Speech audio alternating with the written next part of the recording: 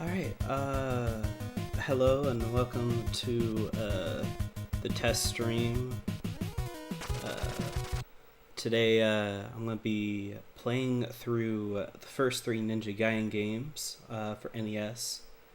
And also seeing how streaming to both Twitch and YouTube works, if it looks okay. Obviously for an NES game it shouldn't take that much like bandwidth, but either way I want to try it.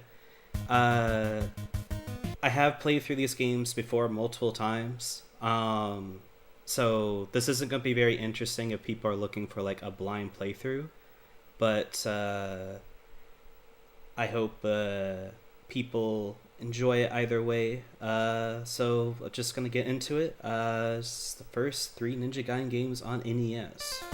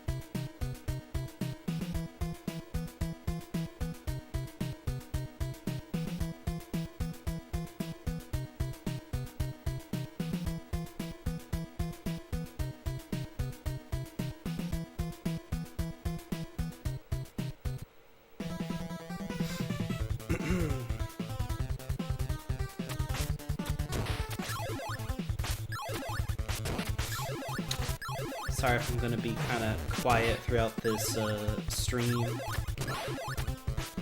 Kind of sleepy, but also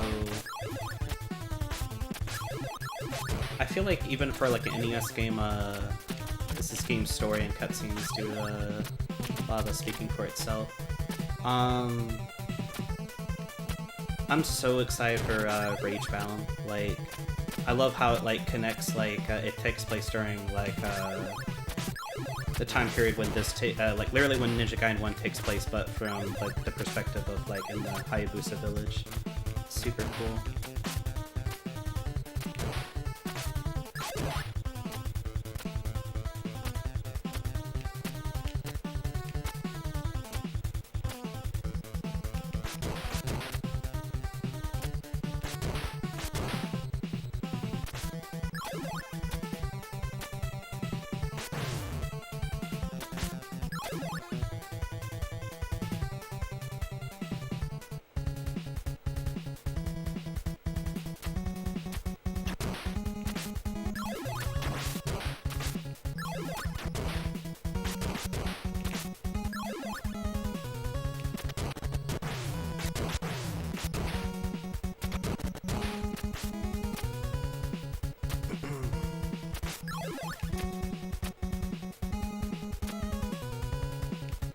Sorry, this is going to be like not a very interesting playthrough in the sense of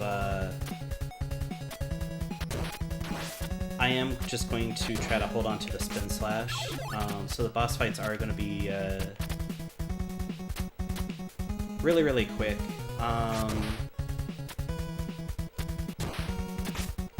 It's obviously like more interesting to kind of do it without sub weapons or like not use like the spin slash, but to be honest, it's just really fun to like speedrun this game, just try to go through it like really fast. So, and because I'm going to play the other two, that'll be a lot cleaner if I just try to make the 3 games go by like super as fast as I can able.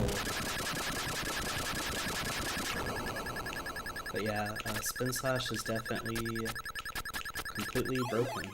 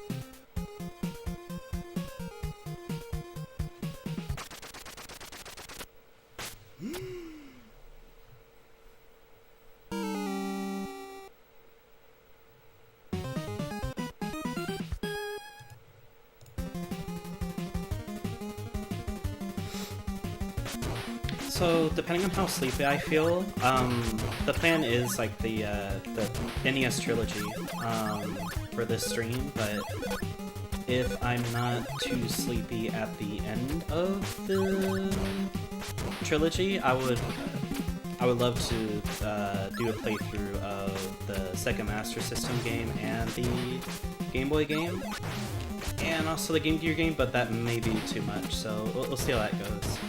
But yeah, I just know that either way, definitely want to just kind of have like a stream of like the NES trilogy. So I never played like these games like back to back, like in one session. But I have played them a lot.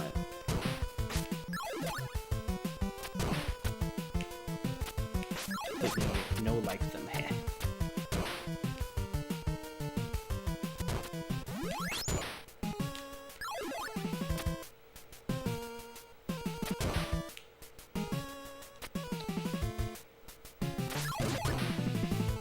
Just gotta go back.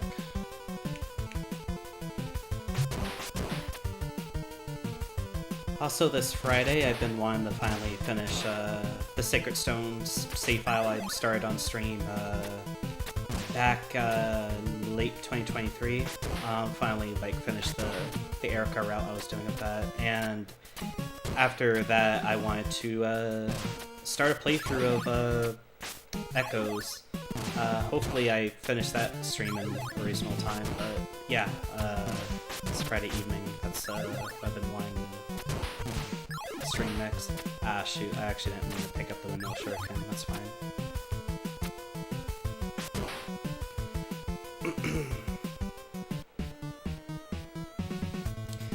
Yeah, so the windmill shuriken's obviously, like, it's very versatile, it's very good for this specific boss.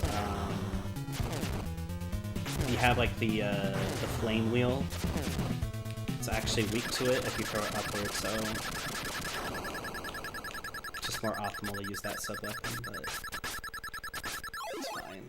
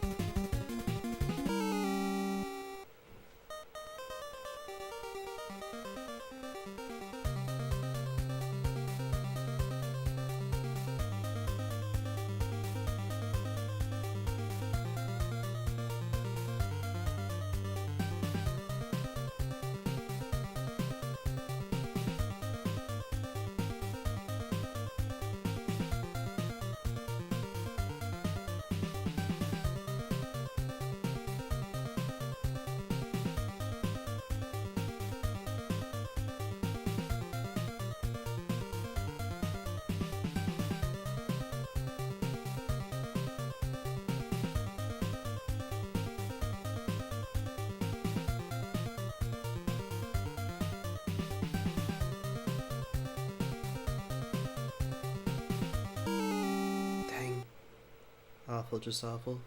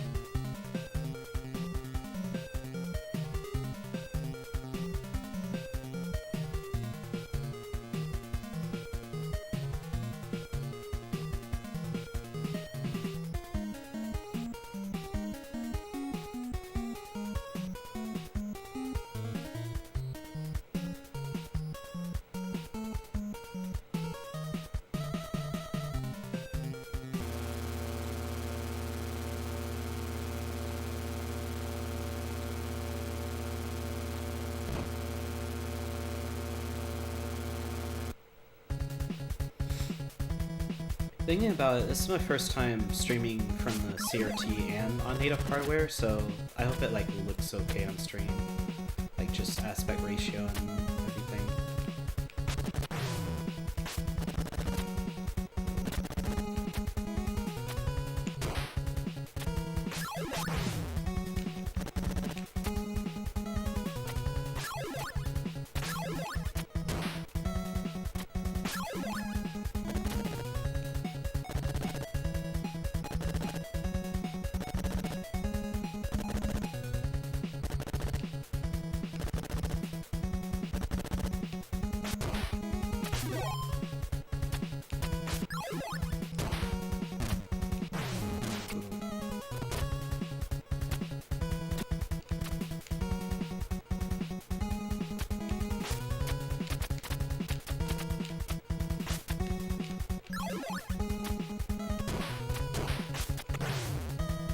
You know what? I would also love to eventually stream the Messenger.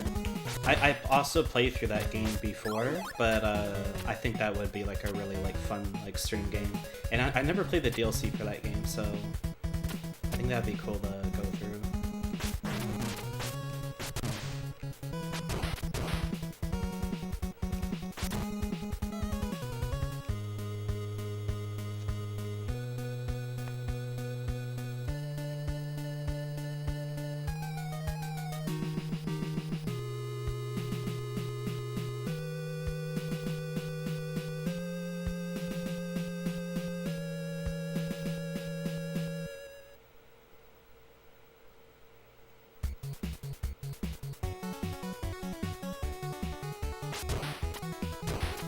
Yeah, it really is the best song in the game, hands down.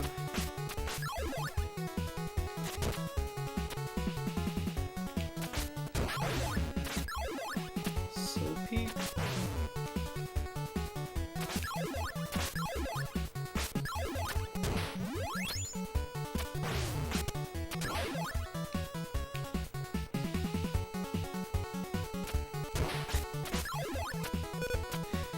No, it is not Deltarune. I'm sorry, Soup. Hello, Soup.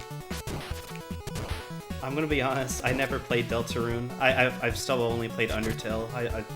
I remember starting like chapter 1 like when it first came out, but I never like finished it. I never, maybe someday. I hope people are enjoying it though. Like I know like the excitement's been through the roof.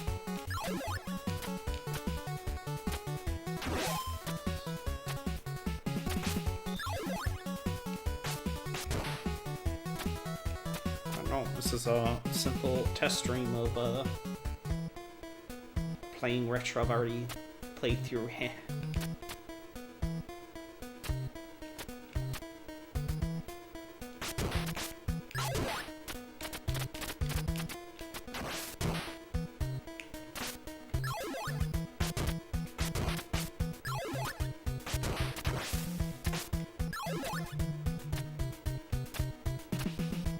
Well.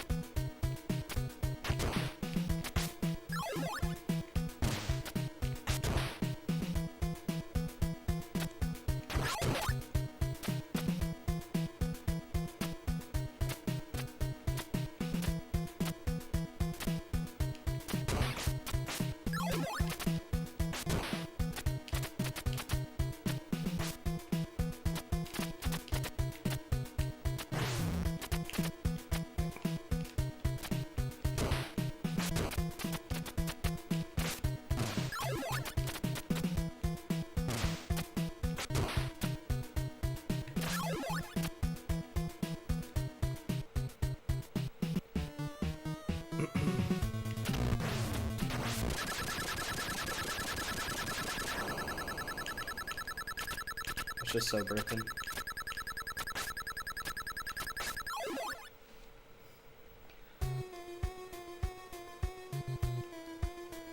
And I'll keep using it.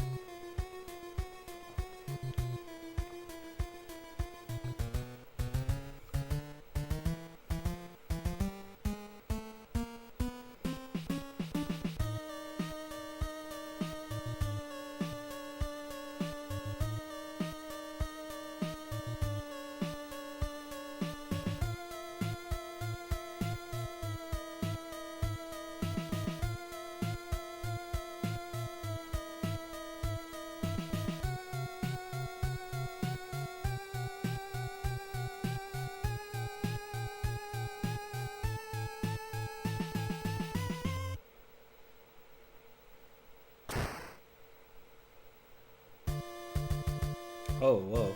That's a weird graphical glitch. I've never seen that before. On Irene's face there.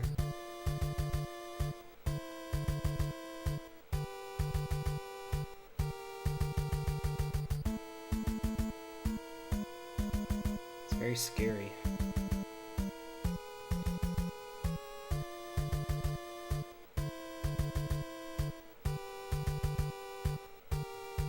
Just like a demon's face, also very scary.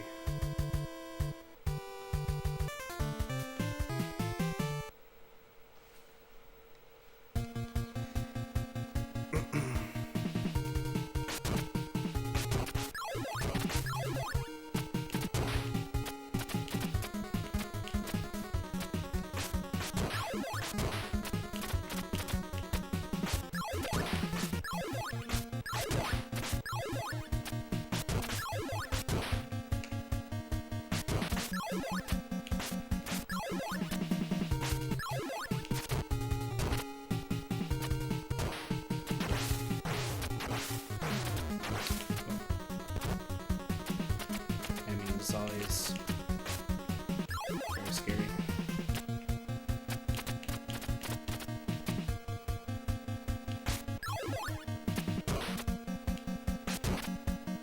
I'm frightened by many things, and that enemy is one of them.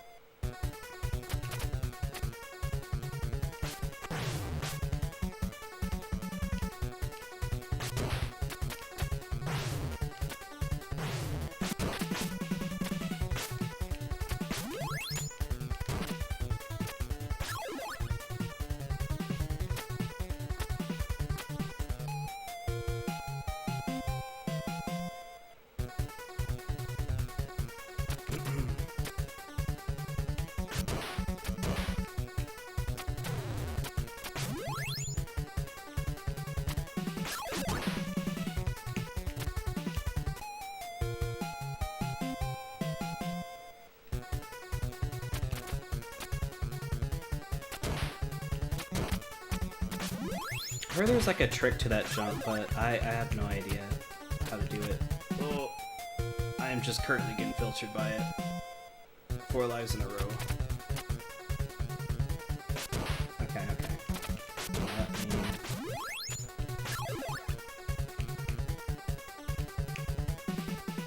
think a moment.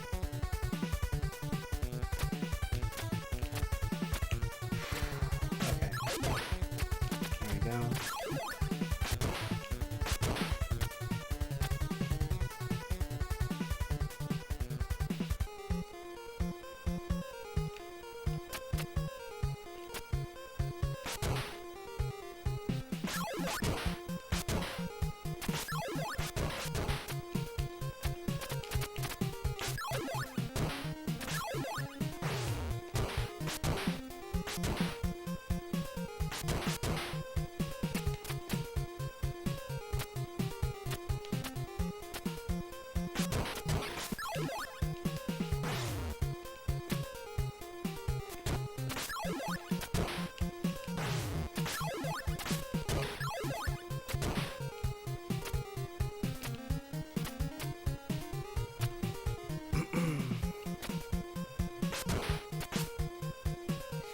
Yeah, I'll take that.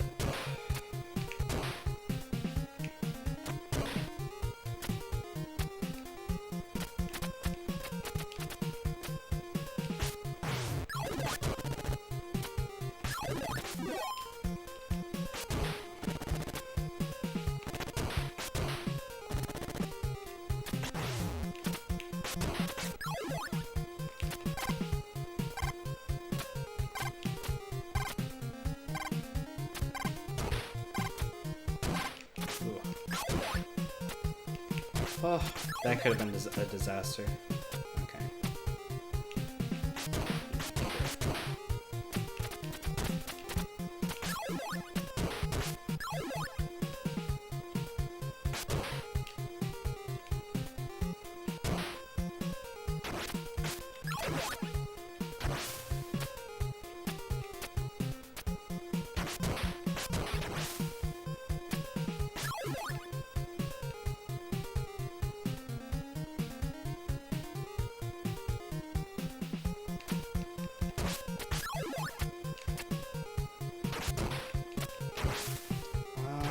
I'll be safe.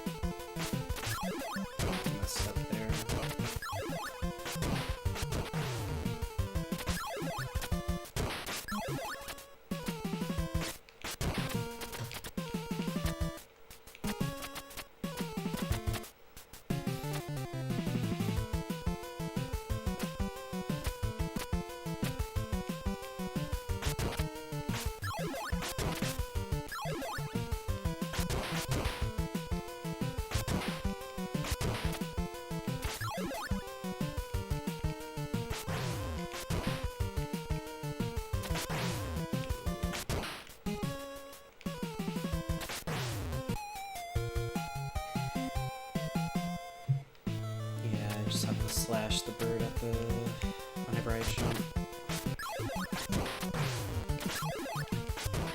It's been kind of careless of what sub-weapons I picked up. I have to rely on the despawning the throwing guy. Okay. Focus.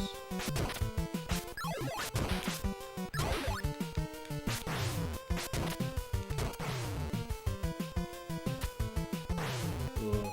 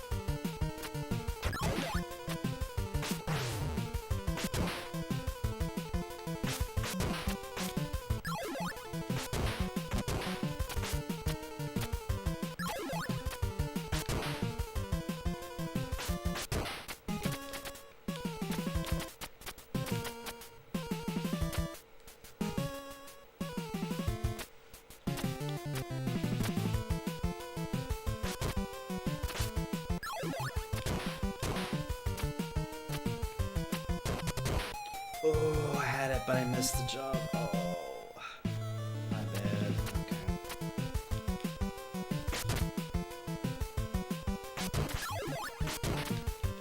Back to the patience strat.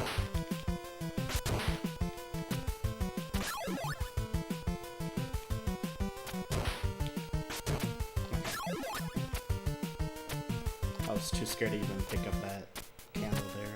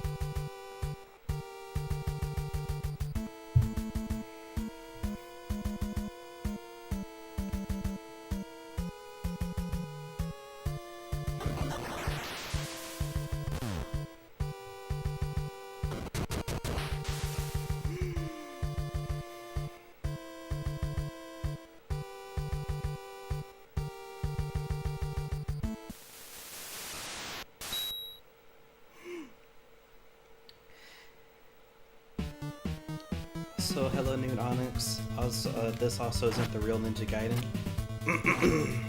How do you mean? What's the real Ninja Gaiden? What's the realest Ninja Gaiden?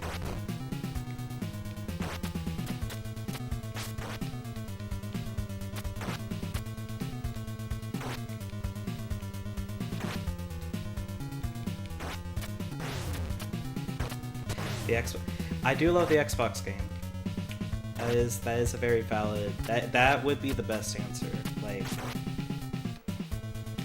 if you were gonna say like a real Ninja Gaiden game. Yeah, I thought it'd be nice to stream these though, because like it is easier for me to stream because they are NES games. So even though they are very difficult, you can technically beat all of them in under an hour, of course. And Ninja Gaiden Ragebound's 2D, and it takes place during this game, so I thought, okay, it'd be kind of nice to start with, stream this one. My bad. I mean, it's actually Tenshu. That game is also fire. I never played it. I watched a streamer play it the other day. It looks really cool.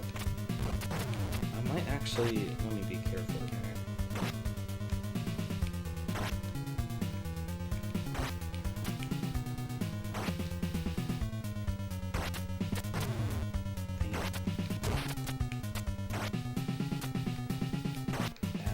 This boss specifically is like the patience boss. I usually just camp this like right wall here.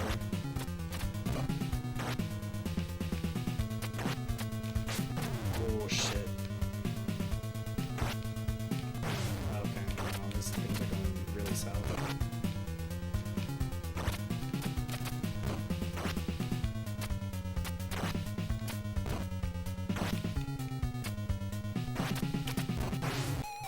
Dang it, 1 health off.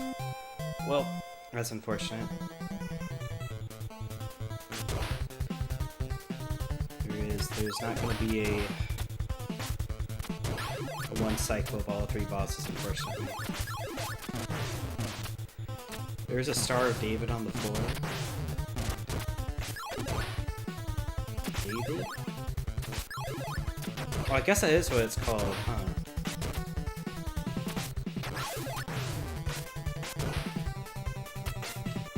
Never heard that phrase, I don't think.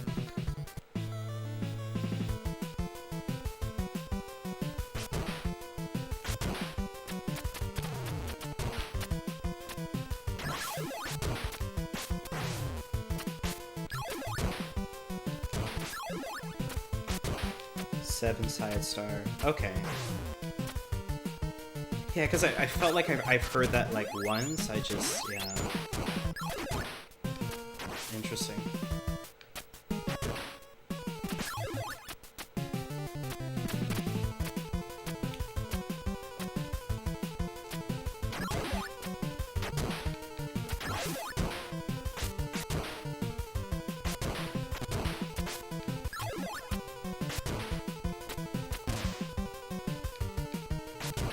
You know what, also, speak of ninja games, I do also want to stream the new Shinobi game coming out, and I think it'd be cool to do a playthrough of the PS2 Shinobi games.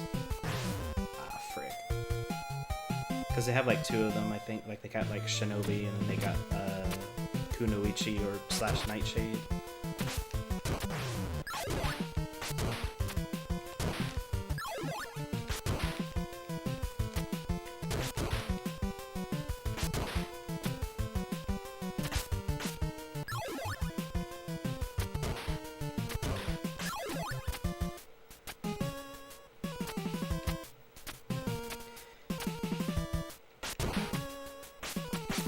I didn't want to call it Drew Star. Oh, gotcha.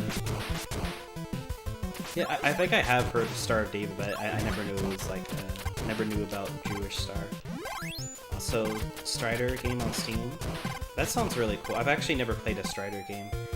Dang, I actually just did not press the jump button there. Yeah, the Strider games are also really cool.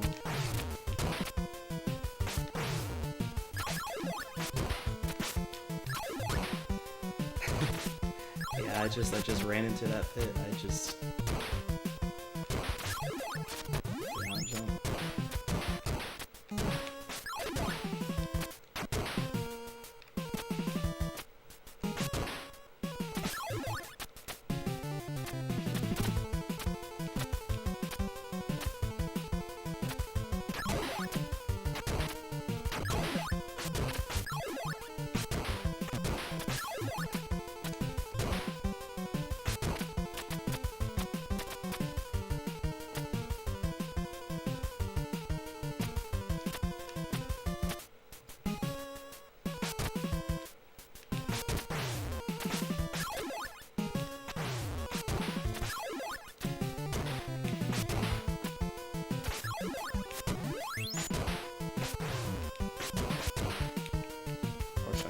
That, yeah.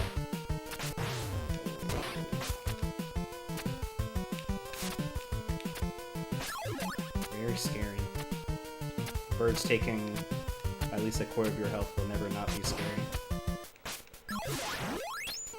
Come on. Oh, frick. But at least I have a checkpoint here, so that's fine. The first time I played a Star game, there was a bug that made the game feel super slower. Oh, that's weird.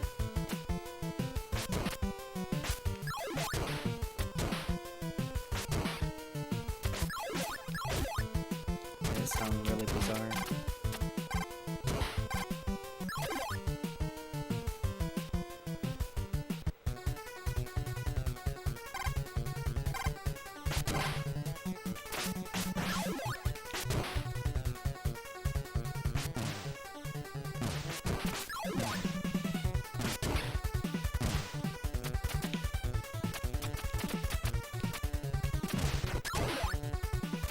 You know, it took me a while to realize that in PAL regions, like for the Genesis, their games actually. Oh my gosh, I am just not jumping.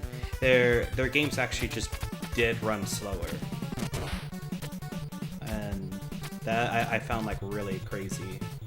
Apparently for PS1 too, for like, but yeah, like, it'll just remind me of that. Like, I find that interesting.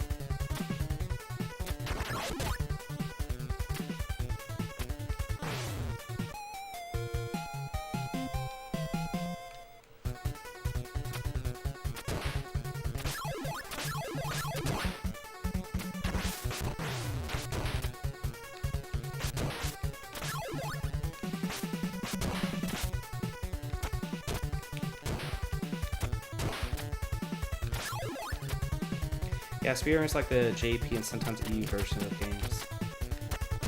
Yeah. Sonic Underwater, sluggish, yeah.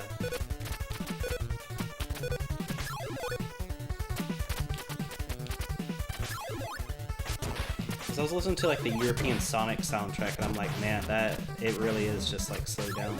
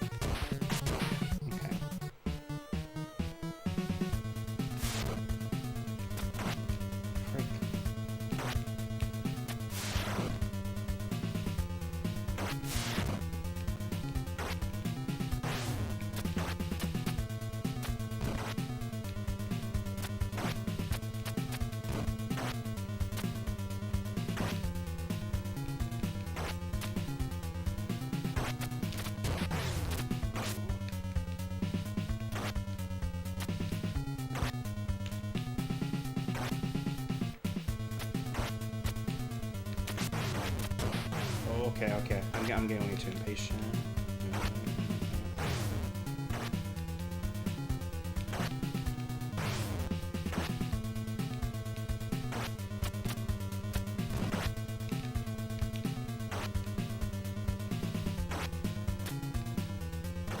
I would say this is, of course, the hardest boss in the game because it is very simple, but it's also deceptively simple.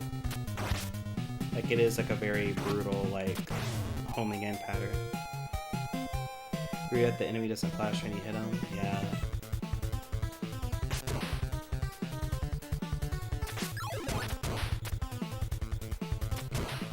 I guess what I could have done to save time was intentionally lose all my lives when it gets to the second segment with the orange background, get the spin slash, and so I'll have to do the first part of the segment again. But yeah.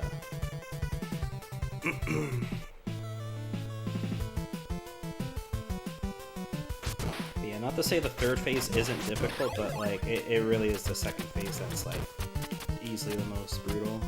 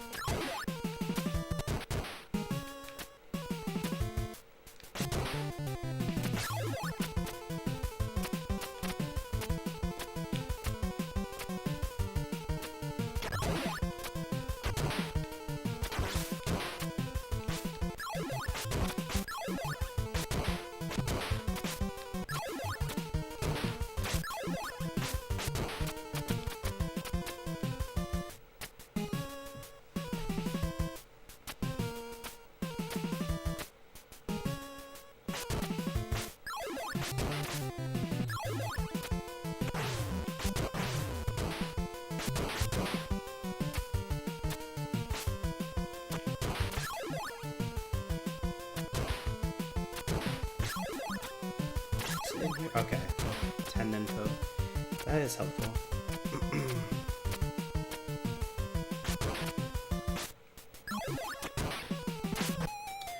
Darn.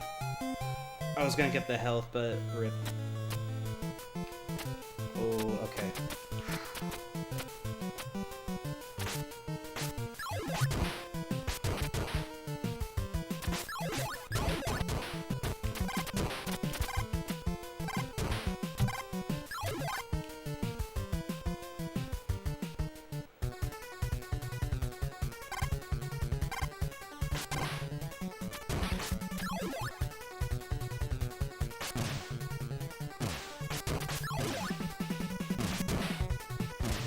You know what? I actually don't remember. What is in this candle up here? Oh, it's a flame wheel. Okay.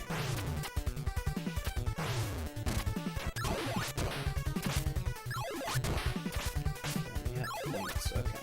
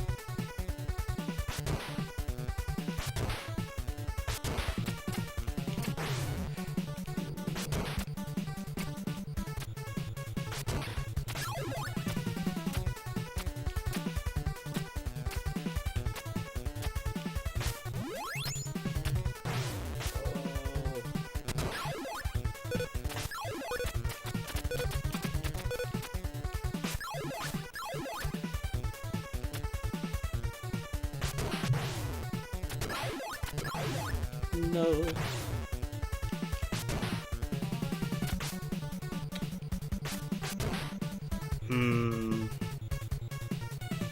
I'm sorry.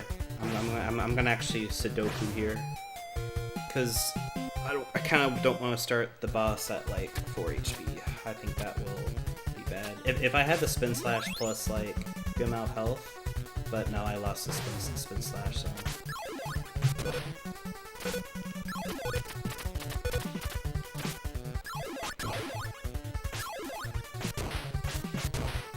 Bianca needs a Dragon Girl form or Witch Alpha or both. That sounds interesting.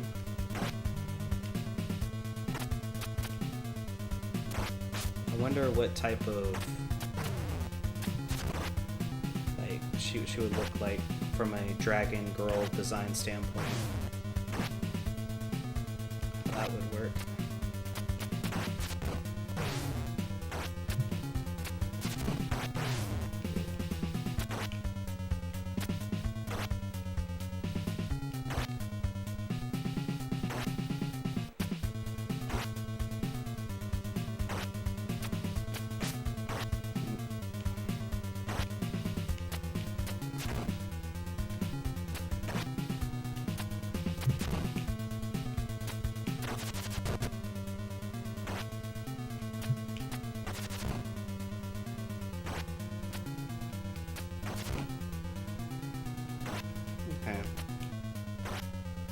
Damage on him.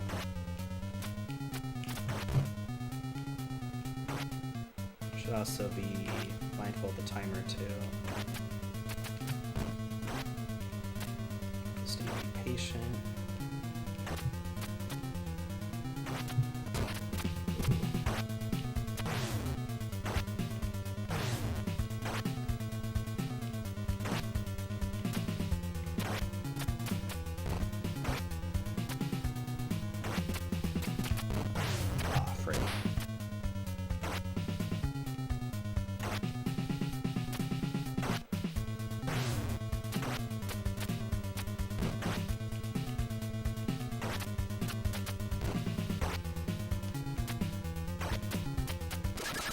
Yes. Sorry. Oh. hello, degenerate knights. Glad to see you here. So, hello, lightning.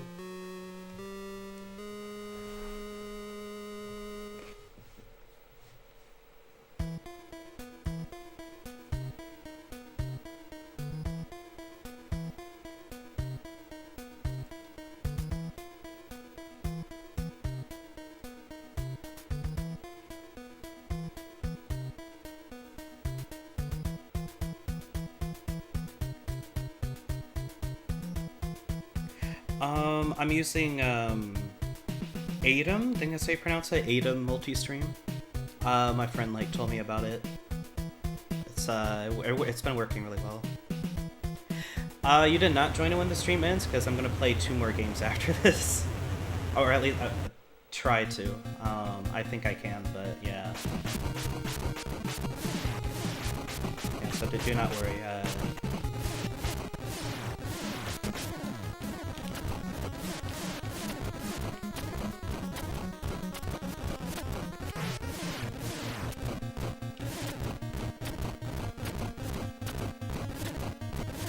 Yeah, not to say the third phase is a cakewalk, but I feel like compared to the second phase is definitely the hardest boss in this game.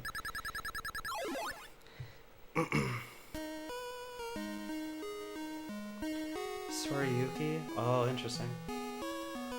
You have no worries.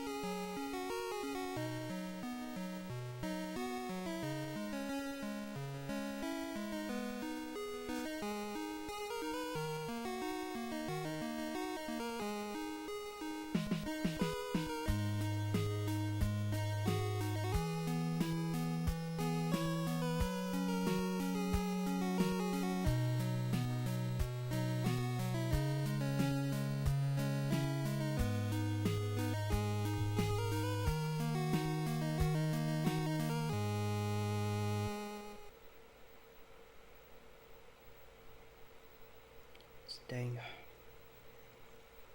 Very sad.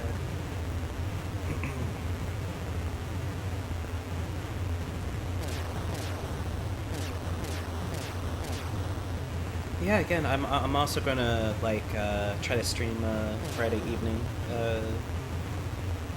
finishing the Sacred Stones playthrough that I never finished on stream, and then after doing that, Startup Echoes the same stream. The Shadows of Valentia, the 3DS remake of Gaiden. Fire Emblem Gaiden to be specific, not Ninja Gaiden.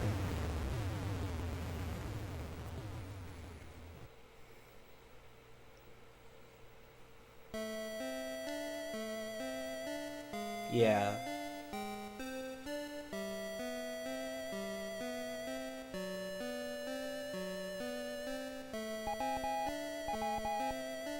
Yep, because I started a playthrough of like Sacred Stones back in 2023, but I never finished it, like that specific save file, like on stream. But I still have it, and because I'm near the end, and either way, I just want to finish it on stream to, yeah, like complete it.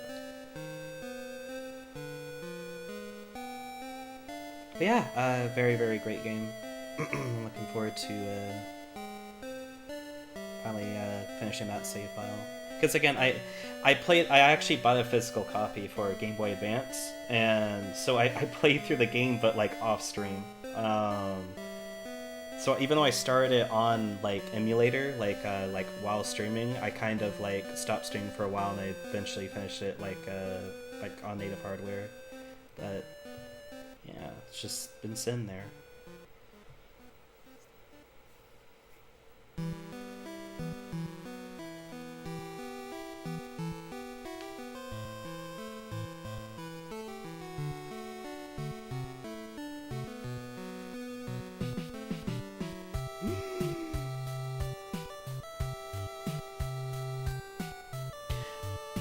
Yeah, I did finish Fire Emblem Engage.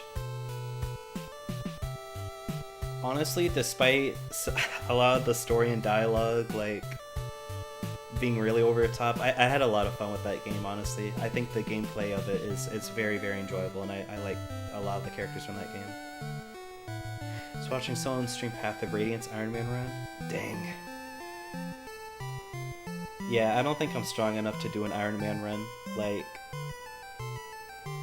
Like I am a resetter. Like when I was playing Sacred Stones, I actually was using save states, but when I play Echoes, well, technically they have like a built-in save state, but like through turn wheel. But either way, like yeah, I don't want to try to save. Like I want to play it like, you know, organically. But we'll see. So I may have to use that mechanic.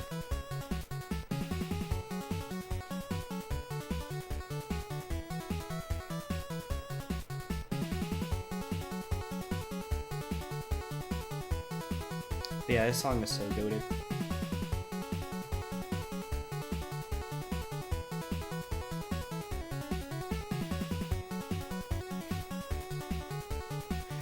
The Iron Man run person's on their third attempt. Yeah, dang.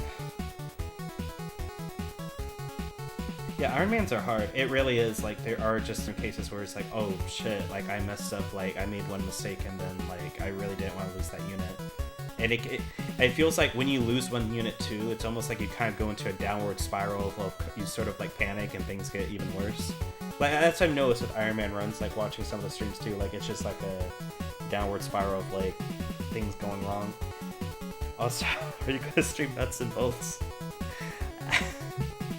I don't even know how like to muster the what's the word for it? The actual like tenacity or like just to actually finish that game. Like every time, like I'm not kidding. Every time I boot it up, I just want to boot up a different game. Like every time. But yeah, that's Ninja Gaiden 1. Really, really great game. All right, now we're gonna boot up Ninja Gaiden 2. So this is my flash cart menu. So this is on native hardware, but I am using a flash cartridge. I wish I'd be engaged. Kind of forgot about the game. Realized that my allies were built wrong, so I was kind of fucked either way. Ah, dang. Also discovered that Jill is just Red Lindis. Amazing. But engaged is fantastic. I know the characters and story and characters ridiculous, but the gameplay fantastic. Yeah, I absolutely agree. I think that game was a lot of fun. Best Banjo game, come on now. Nintendo using flash cards, it's gonna hurt the Switch 2 sales. True. I'm gonna get assassinated by Nintendo for them not putting their games up for sale.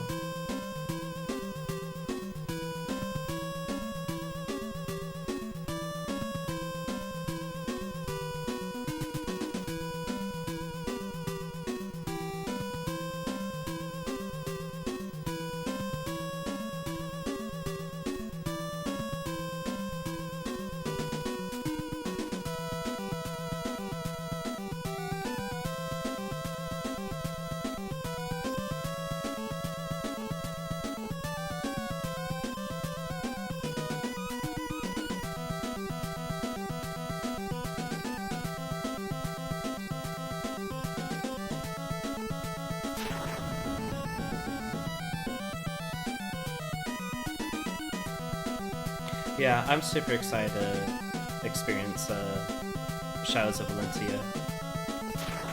Like, the presentation of that game is just objectively, like, amazing. And the fact that it's, like, fully voice acted, like, really, really awesome. Yeah, it really is, like, art style, presentation, like, voice acting, really, like, amazing.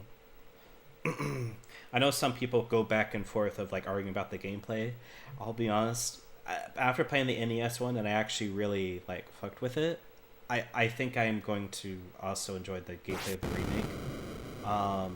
It is funny though how certain classes are just really broken.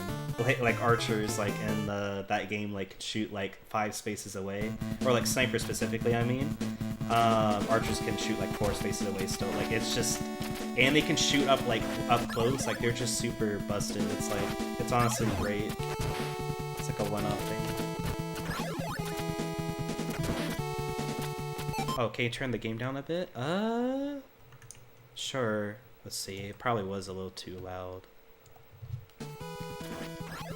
Sorry about that if it was drowning out my voice.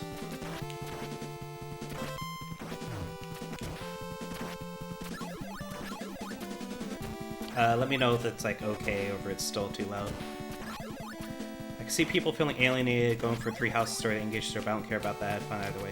I completely agree. I feel like people also like, not to be mean, I think I honestly still need to play 3 houses, but I think a lot of the people who play 3 houses like kind of had this expectation for Fire Emblem just from that one game that they played, and like I feel like looking at like Engage as just like, oh, it's not 3 houses is a bad way of looking at it. I could see people preferring 3 houses, absolutely, but I think people like, oh, it's not 3 houses, therefore bad, I think was silly. Like, it sounds very reductive, but that's what, like, a lot of the articles and reviews came off as. So tell me 3 houses is the best one to play. I hear it's not a bad game. It's just that, like, I don't know. Like, it's cool. I just heard, like, also, like, from what I hear, honestly, I don't think I'm going to enjoy it gameplay-wise, just from a pure gameplay standpoint. I actually, just seeing, like, how 3 houses plays, I'm probably going to enjoy Engage more, to be honest.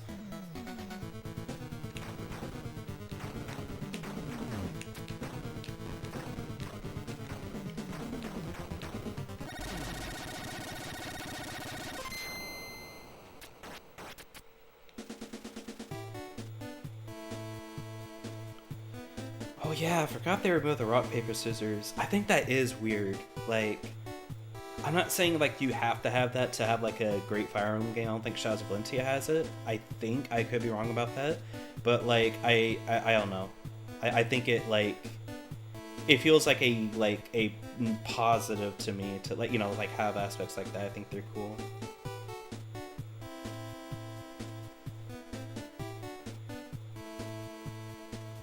Now I'm not playing Fire Dang Syndrome. Amazing.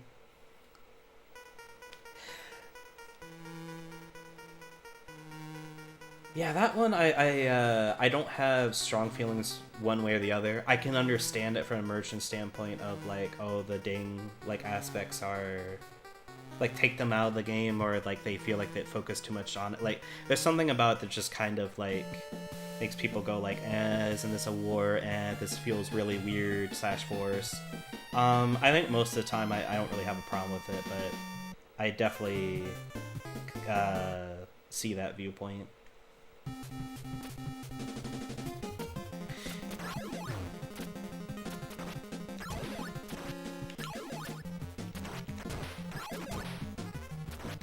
Also, I just want to say the stages in this game are so cool for like NES with like the scrolling and everything. I just think they're epic.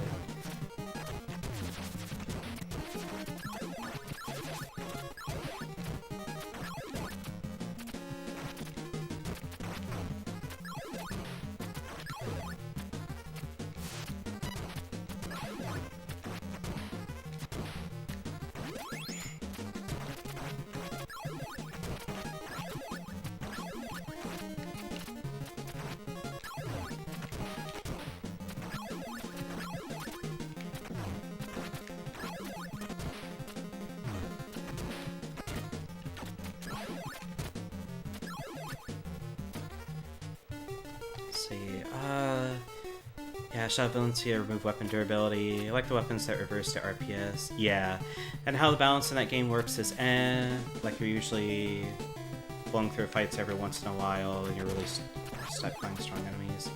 Though that being said, it's really hard for me to say it's bad game. Yeah, I honestly don't think there's like, even like when people say about like Fates is like the worst, I don't think there's actually like a bad Fire Emblem. Like a genuinely like gameplay store, like everything like to make it like bad.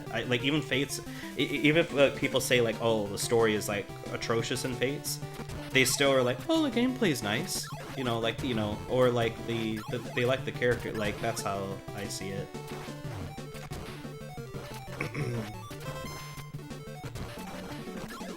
Fire Emblem always had friendship thingies, but I think Conquest and 3S went too heavy the romance route for me. Yeah, no, that's fair.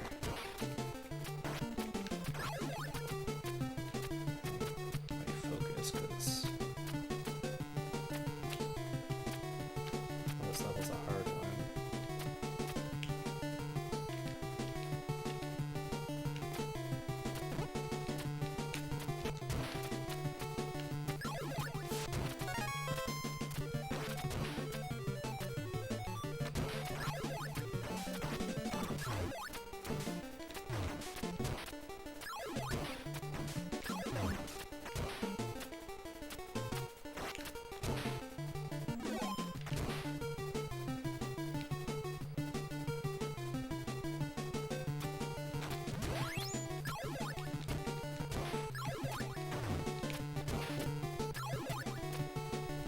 Hello, Veloma Vivo.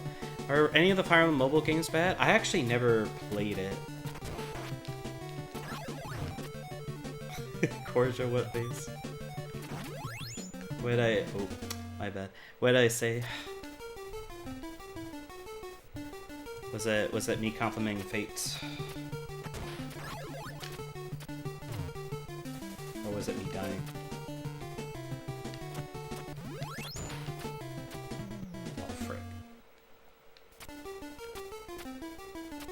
So hello, Saya.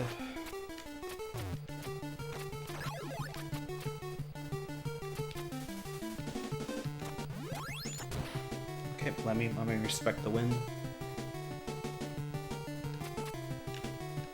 Oh shit. Darn.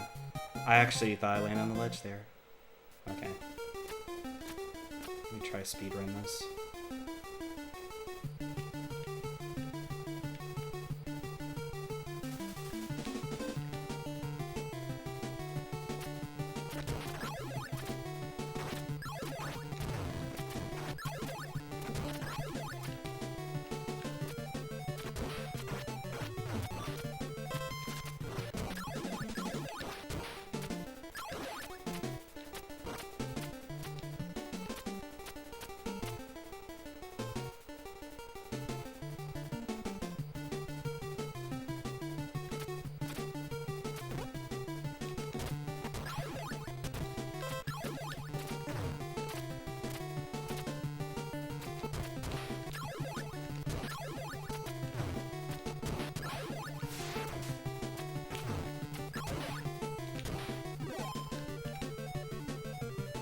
So I know this jump right here, I need the wind to like push me forward. Otherwise, that's why they put the life there, the extra life, because they knew that a lot of people would be like, oh, how do I do this jump? Oh, I need the wind.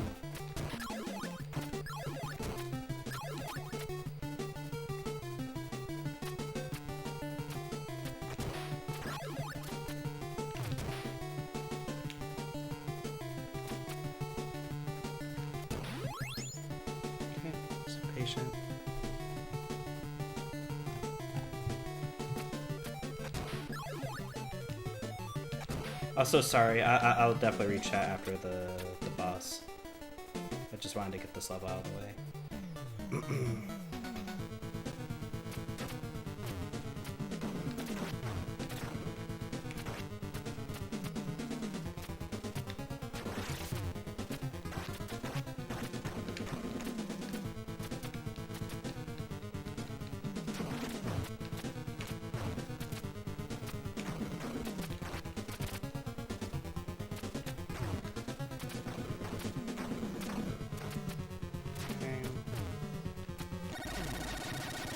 Alright.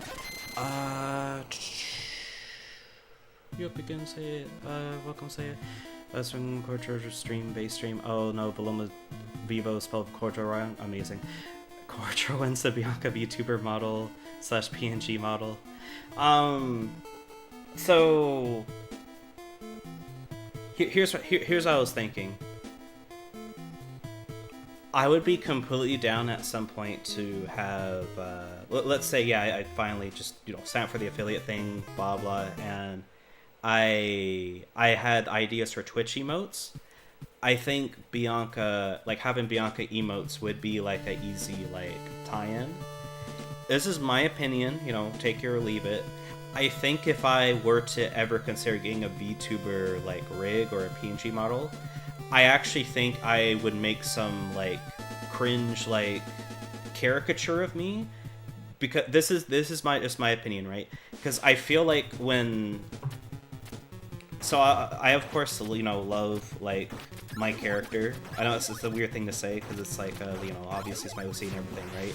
But I feel like people, it doesn't happen all the time, but sometimes people kind of conflate the character to be, like, literally me, when that's not the intent. Because I've had, like, people mistake, like, oh yeah, like, how would you feel if I drew your Corjo character? And I'm like, oh, it's Bianca, and like basically I feel like it, I feel like other people do it with their characters, and that's perfectly fine. There's literally nothing wrong with it. I feel like for me, I would feel weird to kind of have, like, a VTuber rig of Bianca and me speaking out of it. That's a completely, that's my opinion, because obviously people, so no, of course our friend, like, Degenerate Knights, like, of course, like, has his OC, and there's nothing wrong with that, but it's just something, dang, I did not jump there. It's something I thought about, like, where I feel like that would be jarring, so I would probably, yeah, not, just, like, have, like, a male, if I were speaking out something, just have it, like, to be, like, a male model, if that makes sense, but, like, definitely have, like, emotes of, like, her. So, like, Lightning the anti-VTuber, true. He is the anti-VTuber. Mr. Streamer hates us, so true. I don't hate, it's just, that's my weird opinion on it. I feel like I feel like I'm Cordro, Bianca is Bianca, and maybe this could be a complete case of overthinking, but I've literally ran into a few conversations where, like, oh, like, I'm trying to, like, it's like paraphrasing, where they, like, kind of like, oh, this character's like you, right? And, like, it's like, no, it's not me. It's, she's my character, of course. I understand, like, she's my avatar, obviously, like, so I understand that people associate, like, oh, it's your avatar, so they picture, like, that being you, but I don't know.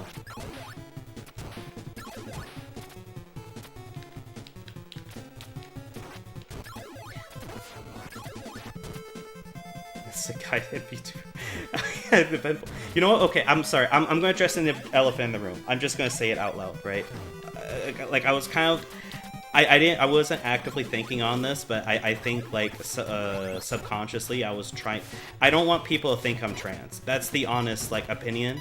It's not even anything, like, against, like, like, oh, anti-trans. It literally is just, I feel like that's just going to happen. Where if I have, like, her as, like, let's say a PNG or, like, I am going to ask what are, like, do you want me to refer to as she, hers? Like, no, I am a dude. I am a he, him, like, yeah.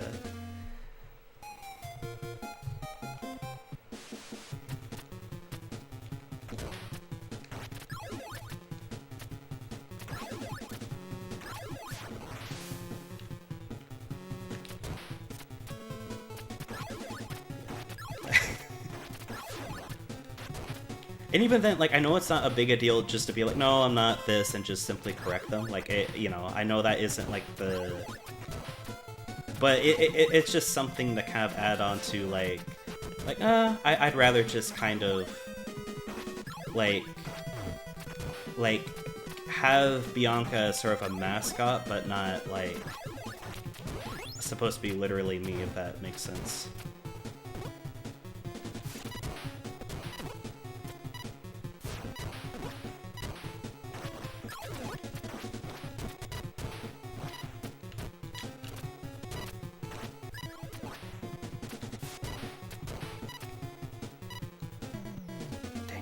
I'm getting filtered right now. Respect Cortron not misrepresent himself. I'm farming the community for likes and follows. Oh man.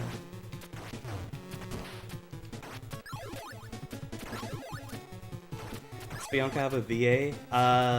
No, not currently.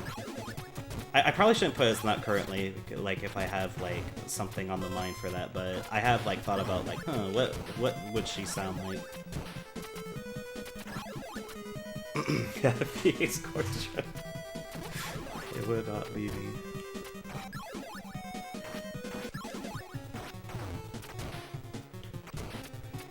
No, because like if I had a VTuber, like I would want something that better represents like someone who's like I don't know, like,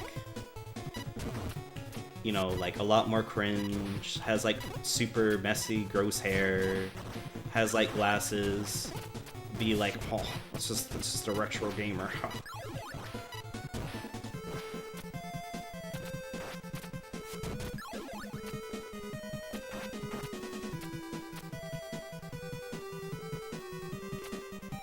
So when's the next podcast? Soon. He left out mail. So true. Did you? I'm curious. Did you see some of the VODs for that Degenerate Nights? Because if so, that's amazing. I had a lot of fun with friend Juba's campaign with that. But honestly, yes, like it would be just sort of like very generic, like just what I'm thinking right again, if I had it, because they're expensive, and I also thought about it with VTuber Rig. I'm not sure how it's properly set up, and what I mean by that is I have like a weird stance of like whether or not like a VTuber rig enhances the experience or not, because some people say that I'd rather just have like no face cam because the rig takes up like screen space. Like that's something I've seen, while like on the other hand it's like, oh, but I like seeing the animated like figure, while also like, you know, like it's just expressive and everything. It's like a thing that personalizes the stream, so it's kind of like a double-edged sword.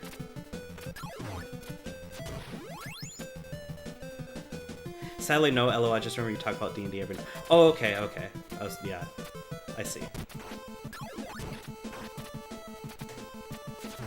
Yeah, no, because when you brought that up, I'm like, yeah, you know what? Actually, yes, that actually would be very cool. Like the original, like Anilus had for like the classic 5e.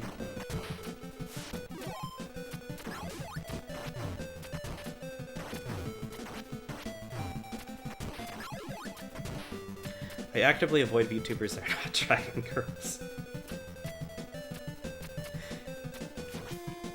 Well, Noon, you know what you want, and I'm happy for you.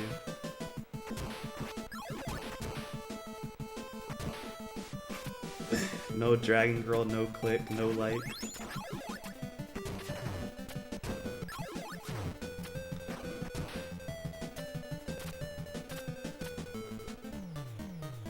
I could've stopped acting with YouTubers.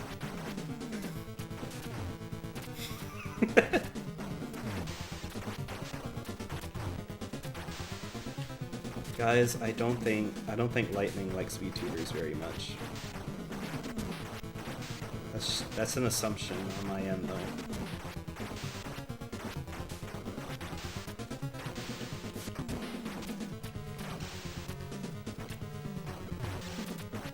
He does like that singular Corona clip, though. But thank you. You are welcome.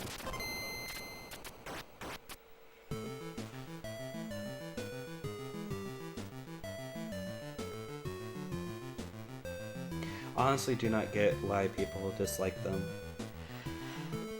I kind of don't know, but I kind of know what this. So I think people associate them with like certain personalities, but this is my opinion, right? I think that streamer culture in general, I think is just like, you know, generally obnoxious. That's my opinion on it, right? Where like I'm trying to like that very stereotypical like, oh, this person's like attention farming, or like really loud, or like, you know, something like that. But yeah.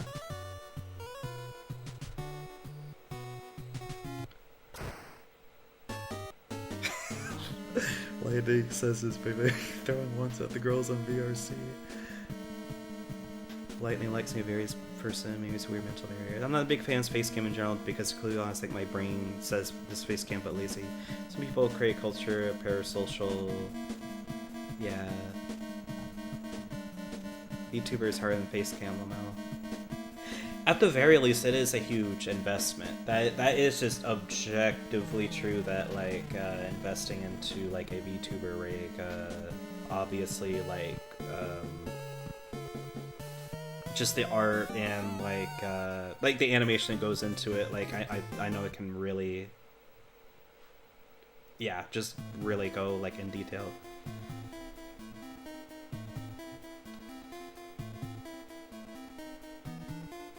Try to get me on VR chat, but like I don't know, maybe one day. Calling VTuber face cam but lazy. A decent camera costs like $100. VTuber rig $1,000. Yeah, that's what I actually see. Like asking people like I've heard VTubers actually don't recommend to be VTubers, or at least they're saying that if you're not confident, then like, because obviously the investment, the upfront cost of you see like the very big like streamers, right? Like they definitely pay like a lot of money to get like the specific rig that they have. Spending doesn't mean not lazy. You have to set things yourself too, though. Lightning. I see VTubers being themselves. Really, I know a lot of them have contracts, but I think at the end of the day, I think they're still being themselves. Yeah, I also agree with that. I think even HoloLive that are like, it is like obviously a lot more regulated. I don't think they're like inauthentic. I actually don't know if that's a word, inauthentic, but yeah.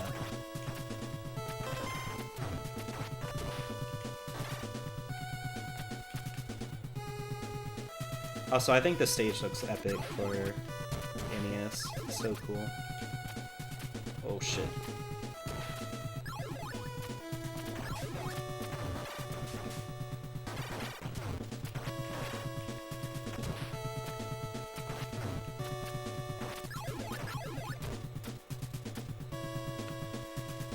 Like, he just hates everything except me. I hate you too. So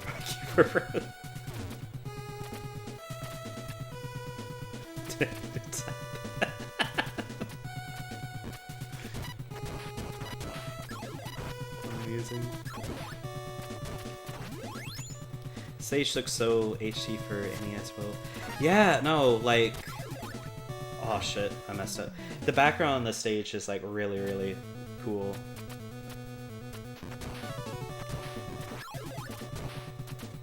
Yeah, I would say definitely a perk of like these games being like late NES releases is that like they definitely study the hardware at that point.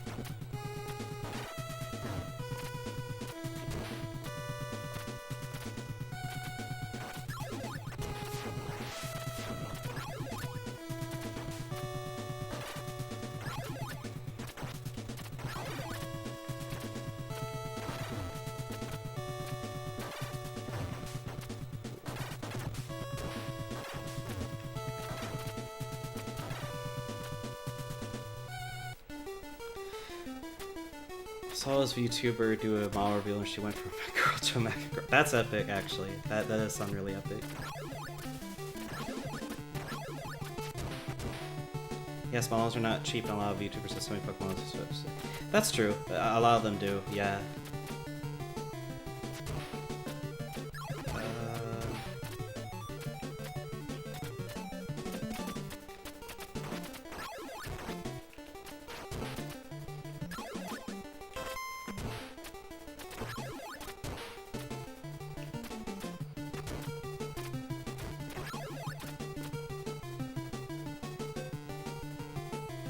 Um, but yeah, like the big criticisms I see for VTubers is just that, well, like this is a lesser seen one, but it's something I still see. It's just like, oh, like, too much coward to show their face while still wanting like something like that, where like, oh, you're not confident in your face, right? So you use like this like rig or whatever.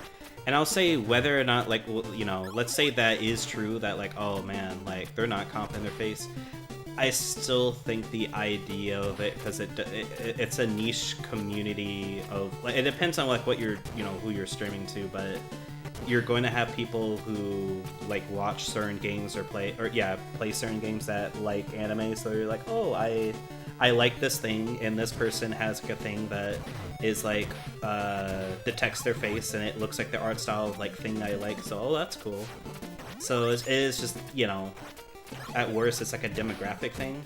And the second thing just being like that general streamer culture of like, oh, this is very clickbaity / like all this LewTuber, attention farming, blah blah. Those type of criticisms I see.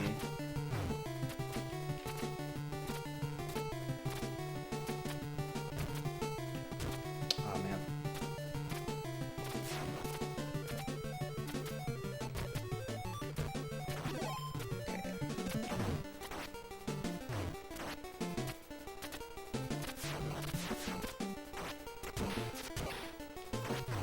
Sorry, let me pause for a second.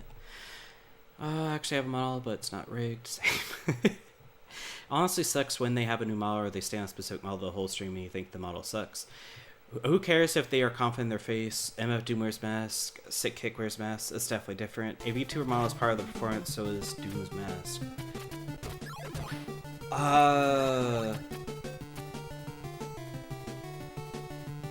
I feel like the thing about that one, I feel like it's a mix of like something tells me yes and no, but like I'm sorry, I'm taking the fence sitter option here.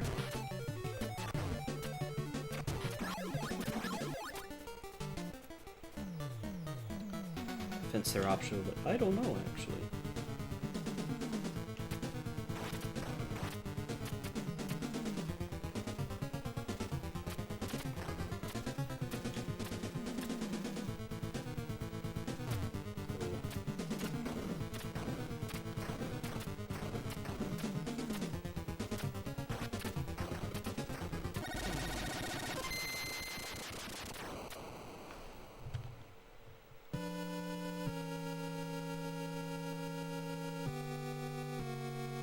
Yeah, I'll admit I'm a weeb, so I think a lot of the VTuber stuff is of course really cool. Like I am biased in that sense. Like I lean towards I think this is neat.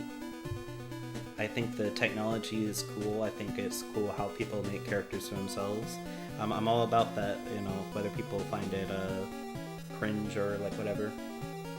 Like if it's cringe, I'll admit it's it's my cringe. I fuck with it. I saw one person pretend to be a mute VTuber for a while.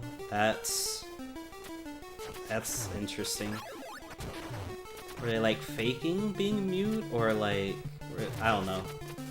That's what I assume.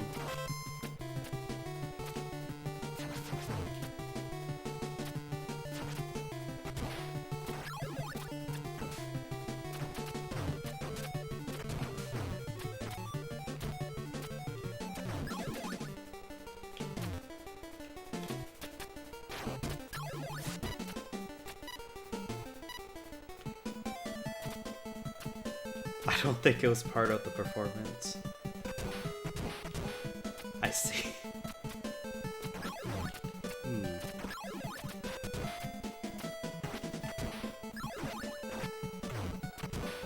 Oh, I feel like they have a model show their face and... Oh, not show their face and get stalkers. I think that is true. Like, so I know...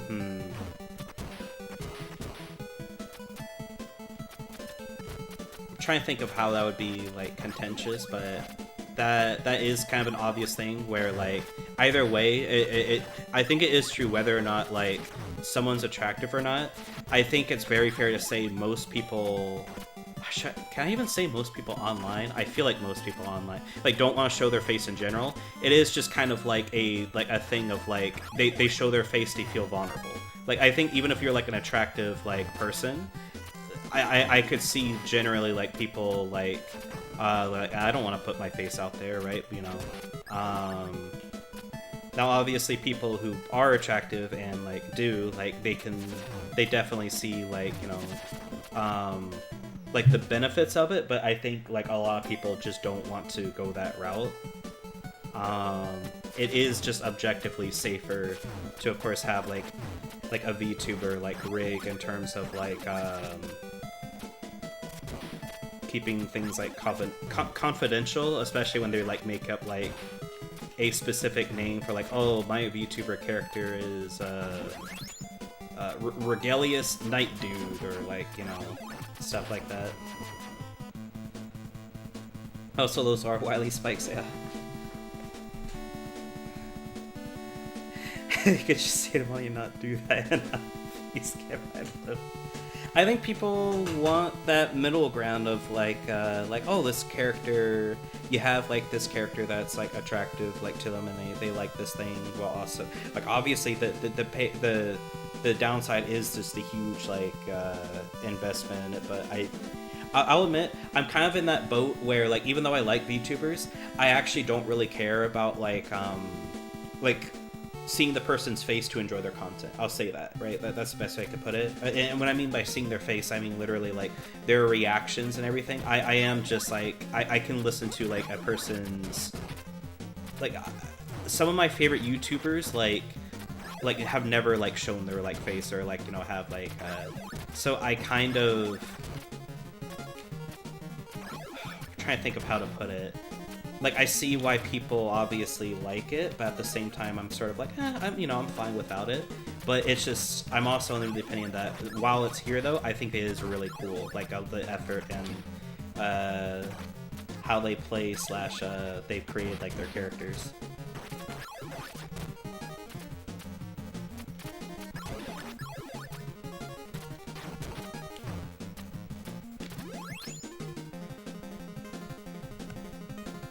Lightning have a burning nature of YouTube. I wouldn't say burning per se, so in terms of language, YouTubers should be a higher form of communication. Sorry, I'll probably read in a second.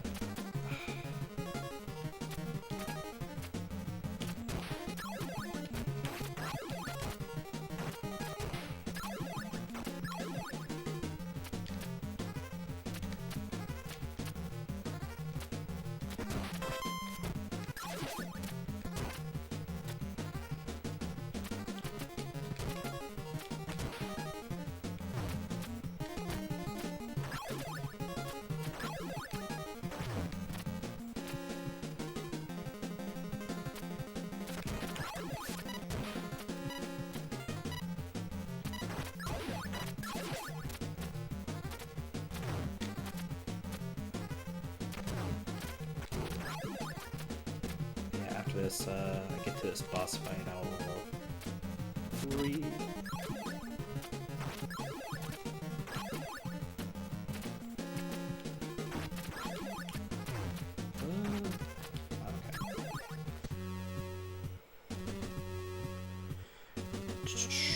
So in terms of language, VTubers should be a higher form of communication than voice only, no cam.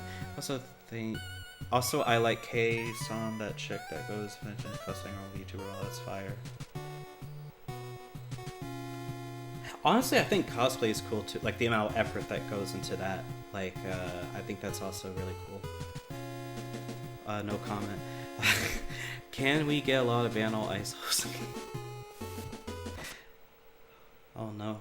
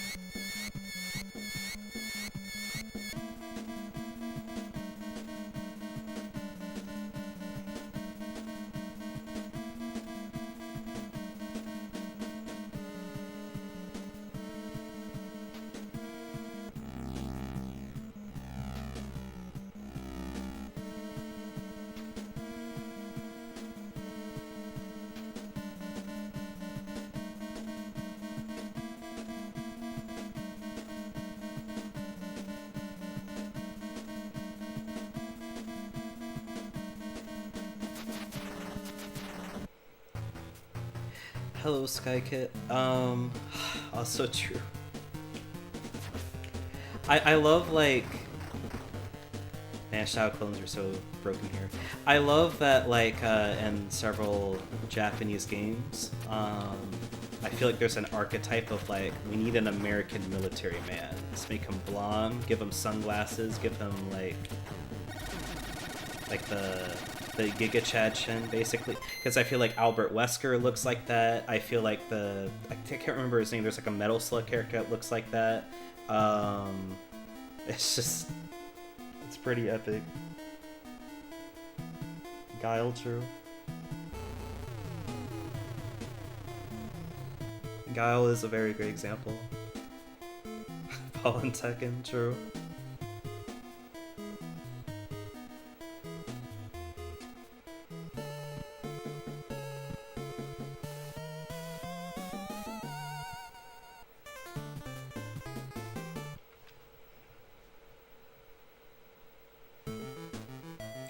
I was just finding that interesting though, that yeah, like they just kind of associated, like there's just that archetype, like where they've seen it enough where like, oh yeah, the American military man, which makes sense, like yeah.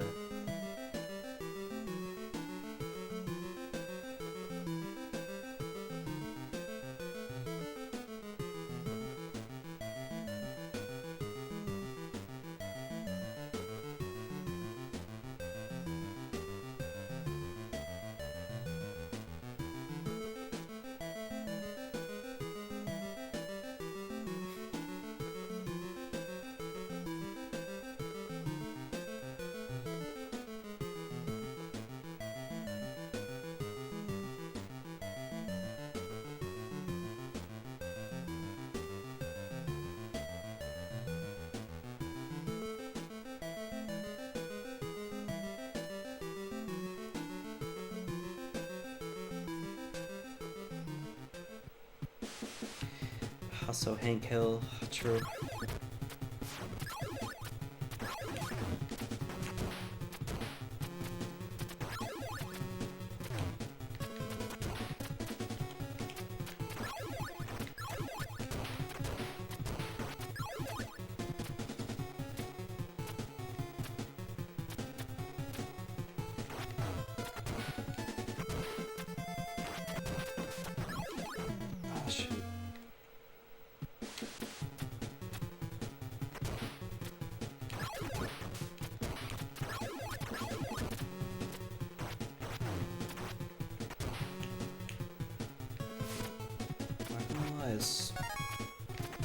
Stage do be tricky.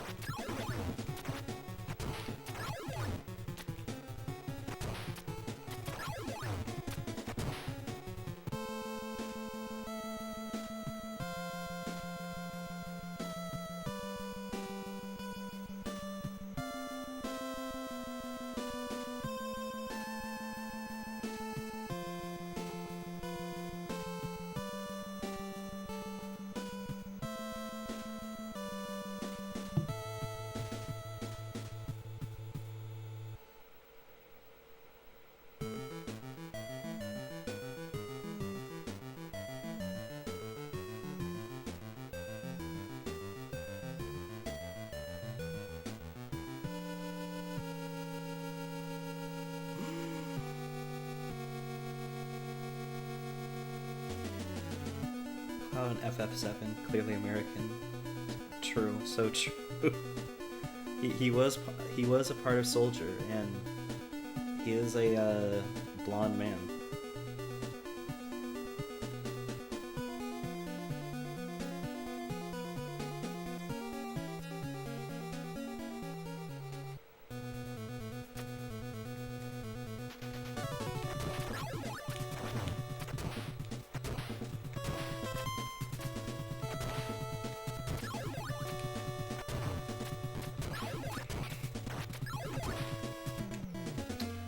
I did not notice my health, actually.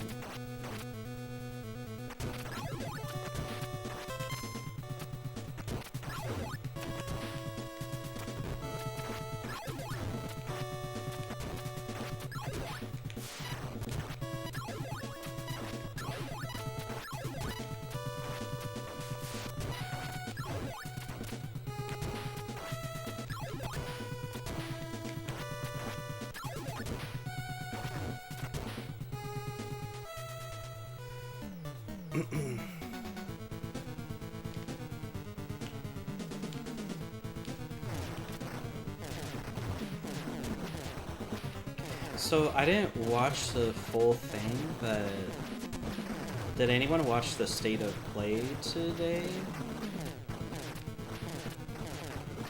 Because apparently people seem to be very positive about it. I saw that they like I saw the Ninja Gaiden Ragebound release date, and I saw the Ritual Night trailer, like for the sequel. To be honest, that's all I saw. Apparently there's like a new Marvel game coming out that I saw people were like really blowing up about, which is cool.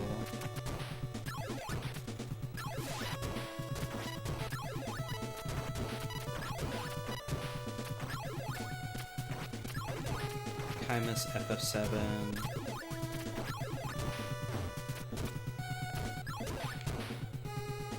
Kaimus says I have not played all the FF games, so I'm not safe, but it is a fun time. Apparently FF Tactics coming back in a special edition, already sold out. Marvel Tokon.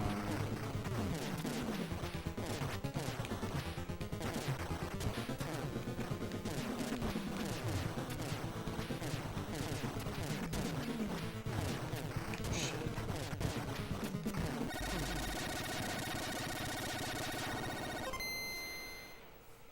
4v4 tag fired by Arxis. Oh, interesting. Arxis is making it. That's actually interesting. I feel like people are either going to be like, oh, this is peak, or like, oh, this is awful. Just like, I feel like it's not going to be a middle like ground. I feel like, yeah. The reason why I say that is, yeah, no, I feel like Strive is like very split, where like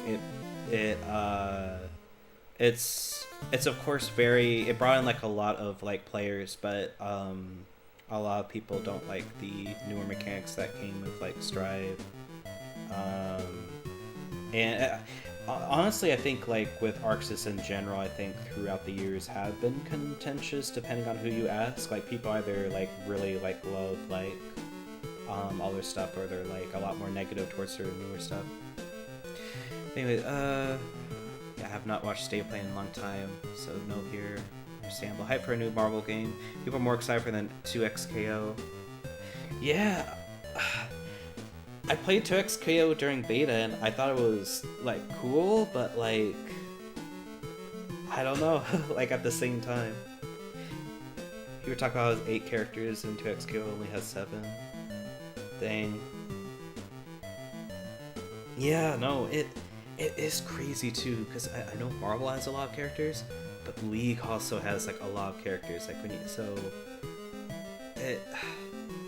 like I don't know what's behind the scenes in terms of budget, but it's just in terms of like how it like looks. Like, yeah, no, that is a dang not here moment. Oh yeah, new fighting games coming soon. I'm kind of nervous Arc System is making it, because they're a very gimmicky company. They make good games, but you can notice the power of all their games, especially newer ones. Yeah, no, that is very valid.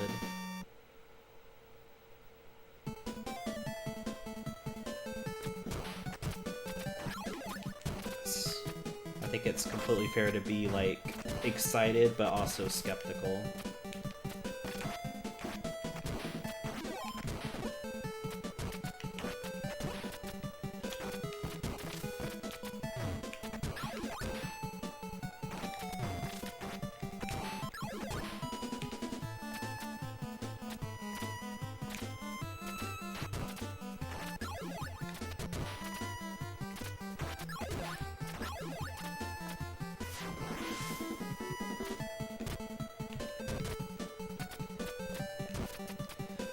like over half the roster being DLC. Come on now. That is true. Like, okay, like I know, a lot of people would say, well, fighting games are known for DLC in general. That's nothing new, but I'll admit, yeah, no, like a huge amount of the cast is like DLC. Like, I know Street Fighter was really guilty of that. I understand they don't want to like do like the special edition of games anymore, but like, yeah, I can't. Does Guilty Gear Strive have an equivalent to like, you know how like Street Fighter V had like the Champion Edition and like, you know, things like that, where it basically like you buy like the cast of characters and they would sell that at discount? Because if not, if you have to buy all the season passes deals like individually, that I do think that's pretty whack.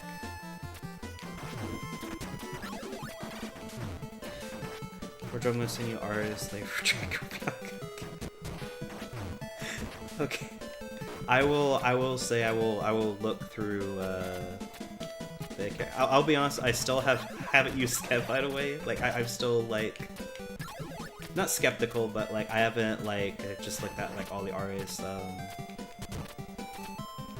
Been kind of dry idea wise and just been trying to like practice drawing than like commissioning, but that being said, I do love to discover new artists.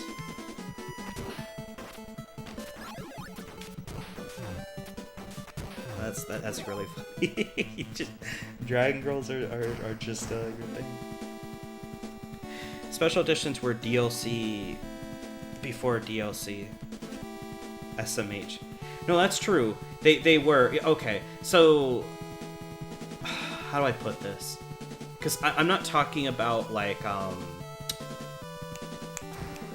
Street Fighter 4, right? For example, somebody who has Super Street Fighter 4, if I recall correctly, I could be wrong here, weren't able to play with people who had Ultra Street Fighter 4. They basically, even though it was still the fourth installment, they counted it as like a different game. It's kind of like how Xrd Sign, you can't play with players with like who are like on Xrd Revelator, right? Guilty Gear Strive SF5, as far as I know, didn't work like that. You buy the game and you just have the game. You can like, you know, you didn't have to buy like a new game to like play like you know, online, things like that, right? But how they handled because they had so many characters that were DLC, I just remember them bundling that into like yeah, I know it sucks, you're still paying for like a lot of DLC, but they like found it like in a bundle of way. I was wondering if does Guilty Gear Strive do that, or do you have to be like, oh, I have to buy Season 1 pass for like $20 and then Season like 2 pass for $20 or like stuff like that? As basically what I was like trying to ask. There's an update version for Stripe, but it's $90. Interesting. SF4 and Super, then Ultra or Arcade Edition, and Ultra. Yeah, that's correct. Those are technically different games. No, it looks like SF5. Okay, yeah.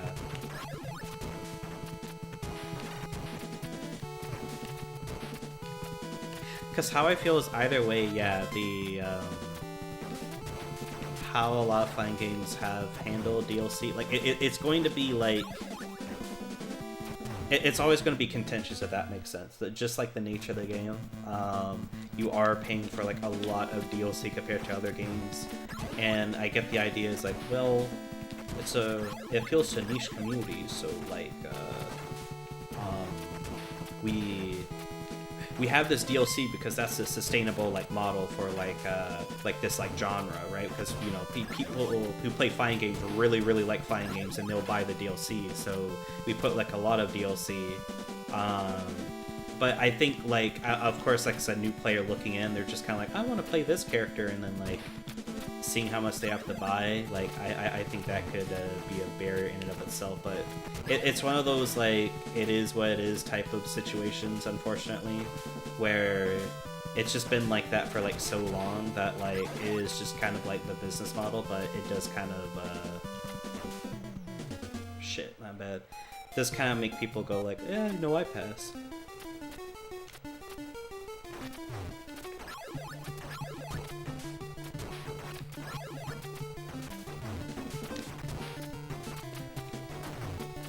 Sorry, I kind of yapped a lot, but basically, yeah, no, playing game DLC is definitely something.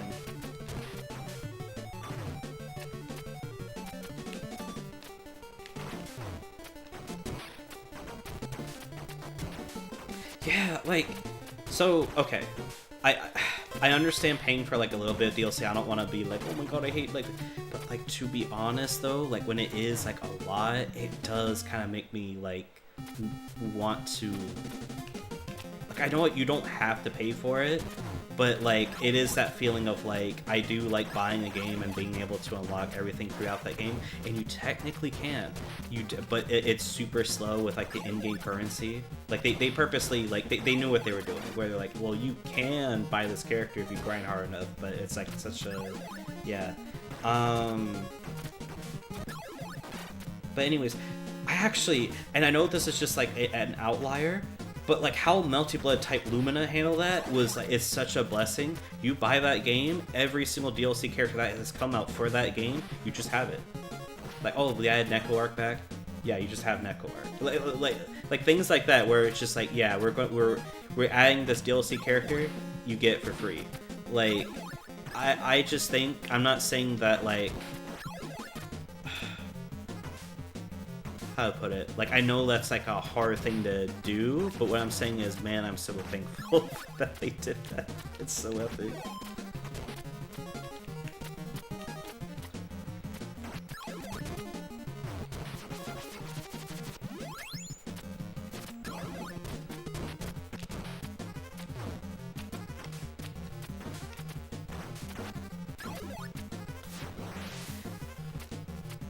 I said honestly twice and you get back on PC.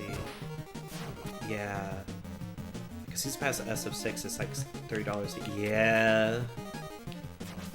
That's never going to be the norm. No, that's exactly how I feel. It is just, unfortunately, that is just... It is like an outlier. Like, it is something that, like, I'm very thankful exists. I understand why, like, that's not, like, the standard. But like it's such a blessing. But again, like I don't necessarily mind the DLC, but I agree with like when season passes are $30, it really does like just it really adds up to kind of like being like I kind of want all these characters, but it feels like you have to wait years for like a discount to like happen, which I know is just kind of goes for everything, but it's just kind of annoying.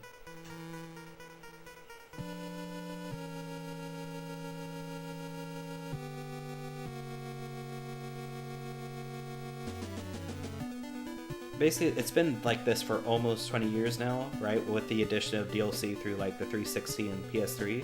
But I do miss, you buy the game, you unlock all the characters while you play through that. Like, you know, things had to be pre-packed. But obviously a downside is you couldn't patch like things in if they were like broken, or you had to release like a new rendition of that game. But like, man, like I feel like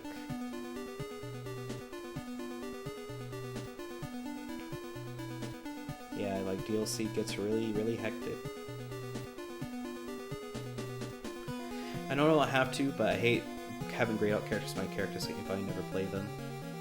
I feel that. Yeah, no, I completely agree, like, with both. Like, it is just, yeah, even if, like, you don't play most of the characters, I completely agree, where something about it just, like, irks me. Like, oh, if something, it just feels incomplete. Like, you just kind of you want all the stages, you want all the characters, like, just in case you wanted to take a look at them. Like, yeah.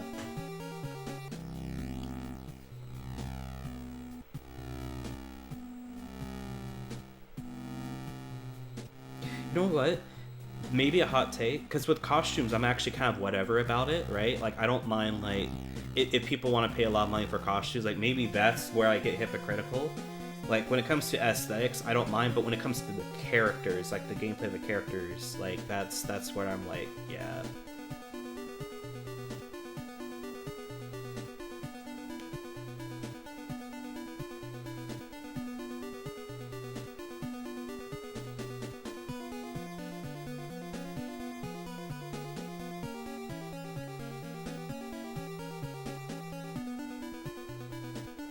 Yeah, no, literally what all of you were saying. Yeah, like it really does. Like, yeah, not being able to train with them like could literally be a detriment. Like, it is a detriment gameplay wise. Like, if you're trying to like learn like a matchup.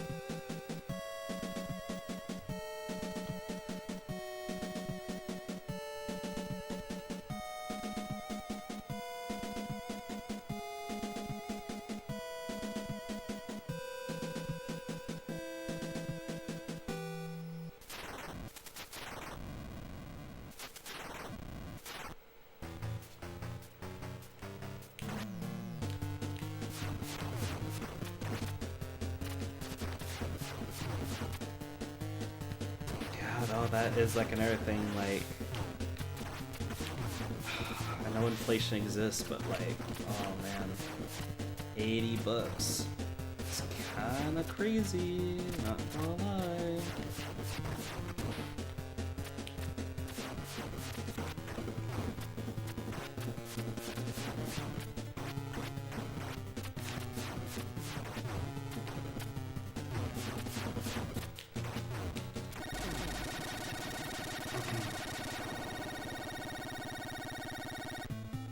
Especially the characters top tier like Kuma. True. Put Kuma in Tekken 8, so true.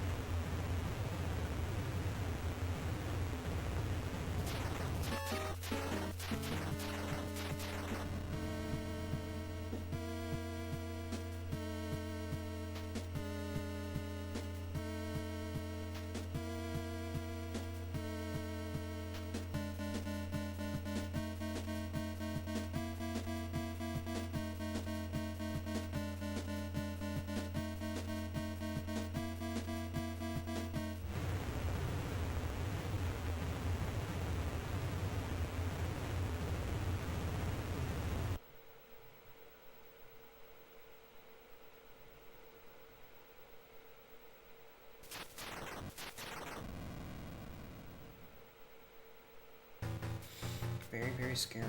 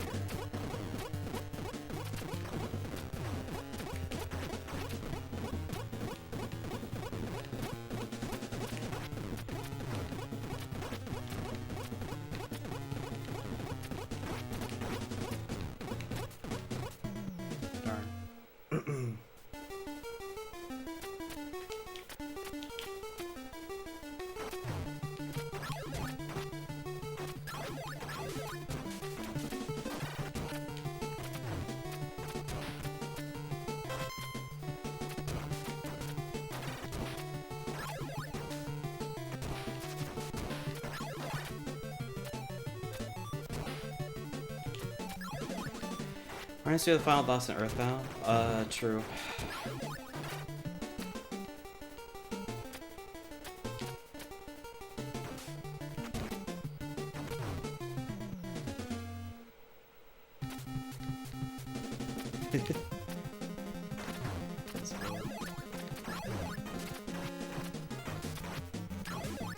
Yeah, I need to play more Under Night. That game was so much fun.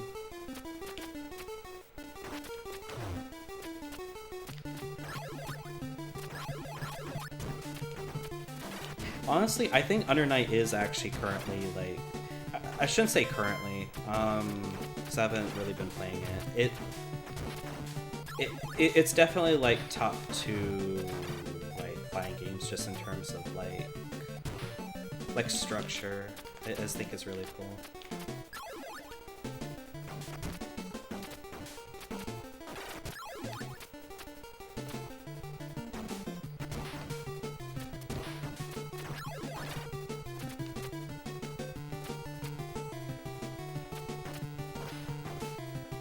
Like, I love a lot of fighting games. I think what I appreciate about, like, Under Night and Birth is that it feels like ever since it came out in 2014, even though you had, like, updates as recent as, like last year, it still feels like the most old school. And that of course has to do with, like, because they've been refining the same version for 10 plus years, but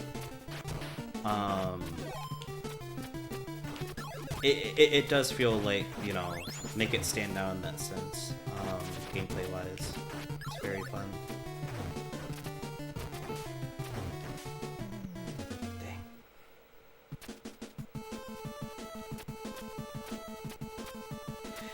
Yeah, for real. I think it is honestly one of those games where, like, sure, people kind of, like, debate of, like, oh, this character sucks, or, like, but I feel like out of, like, most games, that, yeah, the characters are really close to, like, one another. I don't think there's, like, any flat-out, like, character that's, like remotely bad.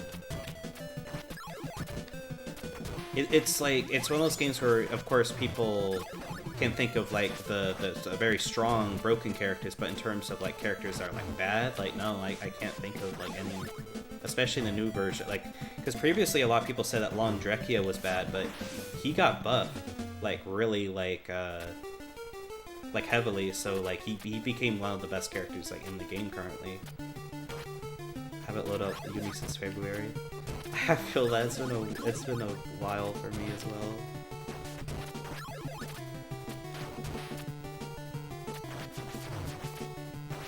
Yeah, he became buff and broken Shao Ice. Exactly, yeah.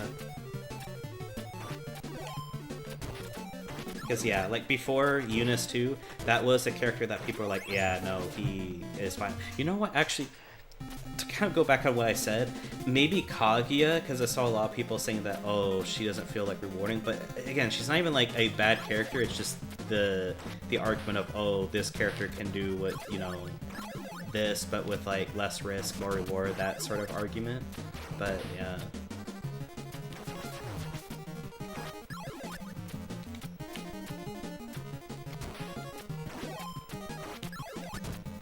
Shoutouts to Kaguya, though, very cool design. I am dying to the same bird.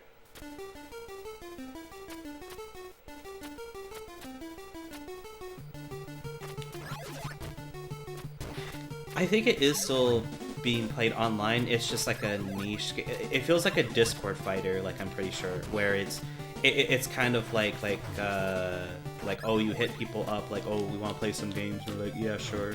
Like, it does feel like that sort of thing. Or maybe, like, on certain, like, days. Yeah, I don't know. I actually haven't really checked the lobbies for that game. I keep the same spot. I'm so sorry. I am autopiloting.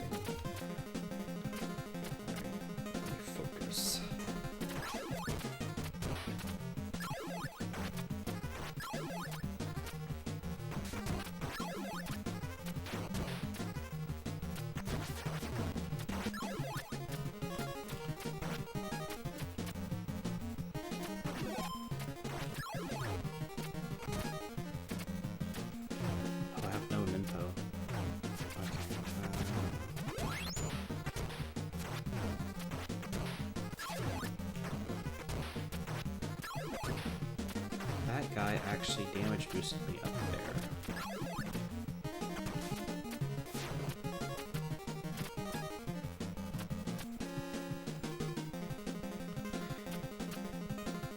Yeah, yeah, exactly though.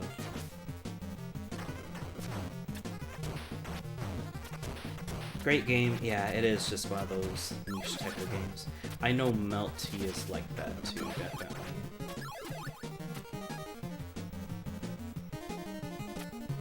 Yeah, again, I definitely would love to play more Eunice.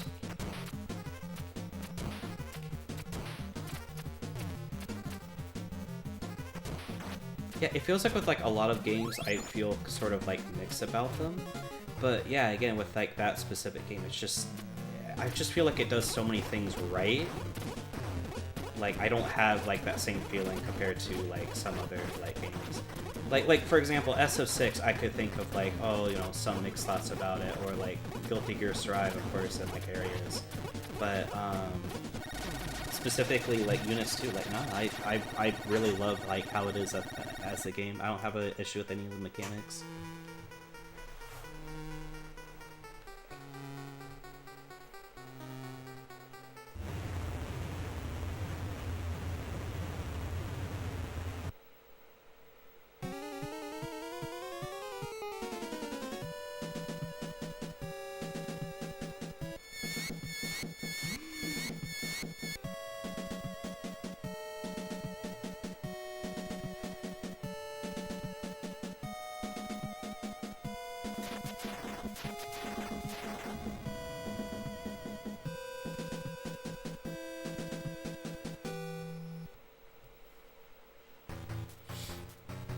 Yeah.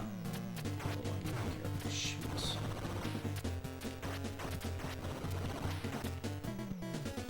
Dang. Not here. Well, at least I'm in the last phase, so this can be a last track.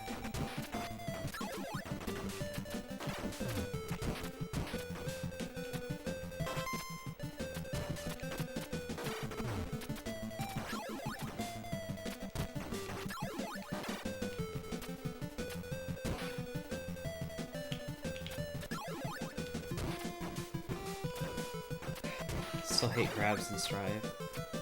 Yeah, how they work in Strive. I know I've like played Strive like a bit, but actually like what frustrates you about them. So I remember like in Xrd, like it was people complaining that like throws are like one frame, or like they're like really fast in that game. Like if you got like close to someone in like Xrd, you will just get like thrown. Like it is just the best like option like for that. Yeah.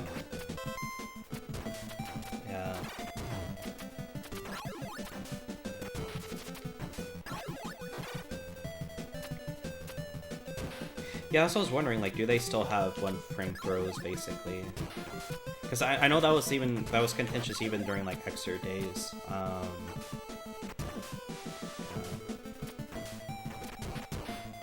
I'll admit, I did definitely abuse it a lot. Like, I remember when I was playing with my friend CL, right, I think he was like used to like Melty, and so whenever like characters are knocked down, he would get really close, like, you know, ready to like jab, or, you know, like basically kind of like overwhelm them. But in that game, it's like, no, you cannot be up close on somebody like when they're like on wake up. Like you will respect this throw.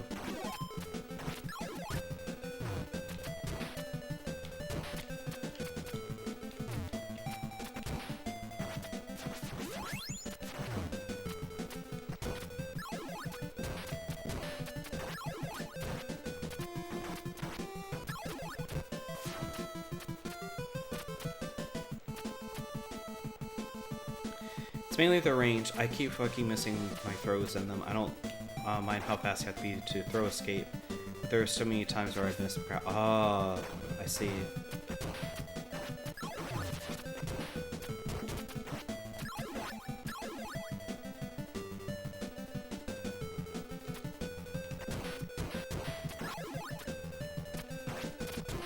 Yeah, I did not know that, actually.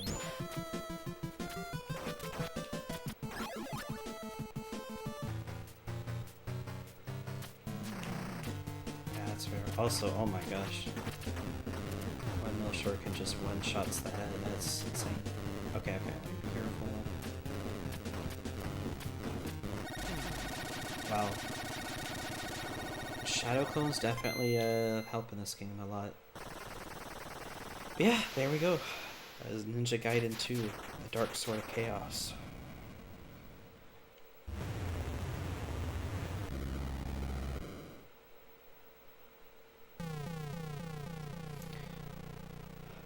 GG. So thanks, man.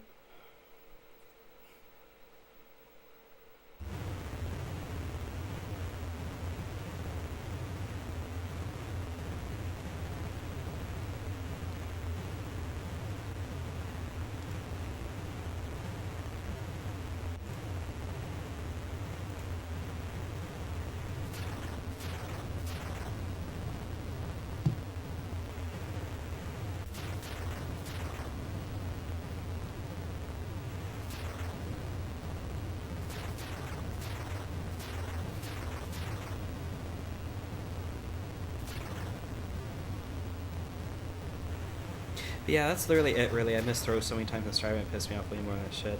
Yeah, fair enough. I didn't notice that or know that with like the throw range.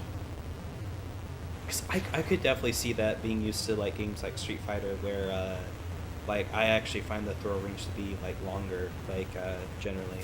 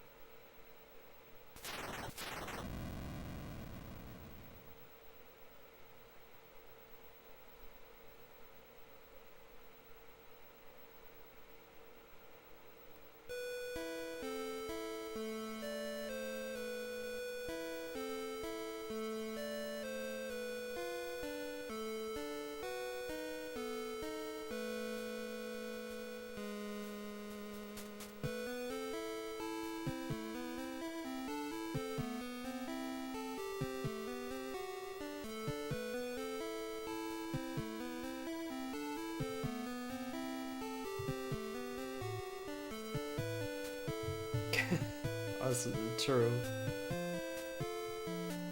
I love that AVGN episode.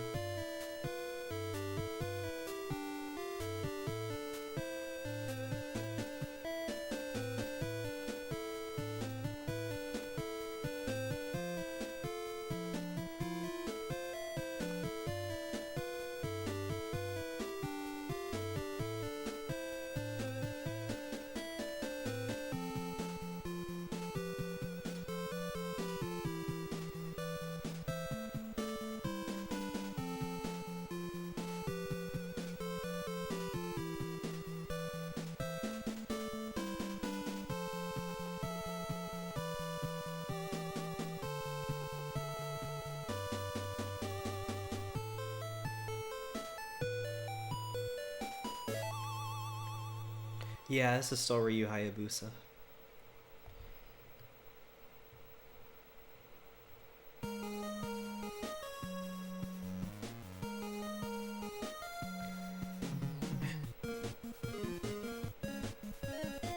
But yeah, I definitely agree.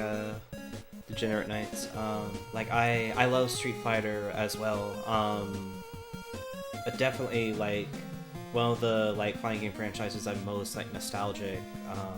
Like have like a love for. But I generally do like anime fighting games like more like in terms of like it just feels like a lot more like natural to me now. Yeah, because I think I feel the same way. Like SF6, like there's a lot of fun things about it, but it is very like different.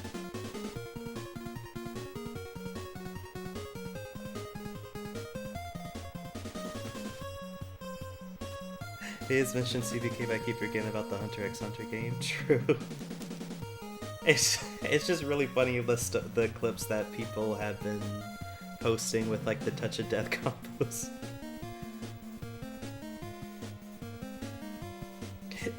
I think it's not just a touch of death combos, because I understand that people would be like, oh well, it's just that, you know, like a given in like Marvel type games, like but specifically like the fishing rod combo, for example, is really hilarious. Or like the fact that you can jump it was something like I remember Master explaining that you can jump cancel special. It was something crazy, and you could just loop it over and over. It's just, it's so Kusage. Like, that's the best way to put it. It's really funny.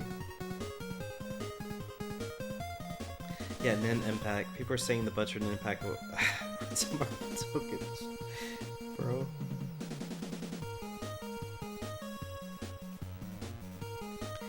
It's just more punishing, really. Sometimes they can work inconsistently, so it makes the losses feel even worse. Yeah, no, that's true. Fishing rod combo is epic. It's so funny.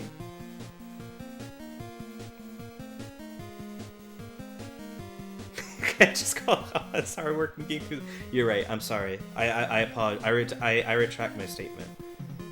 It is pretty fire. Like the fishing rod combo. That, like, because of that, I might actually like buy that game just for that combo. Okay, but Kuzuke is the best though. Like, yeah. So, because usually, or I shouldn't say usually, sometimes it has a negative connotation, because I think it literally means like shit. But like, to me, I use it for like fighting games that are like really janky, but they're really funny. Like, they're really like, they're just like fun games. Alright, yeah, that was Ninja Gaiden 2. I think Ninja Gaiden 2 actually has my favorite levels of like the NES trilogy. Yeah, it's really, really cool game. I love the ending. Alright, so, oh, sorry, I have to go back to the menu. Alright. So now we're going to be playing, Ninja Gaiden 3, The Ancient Ship of Doom.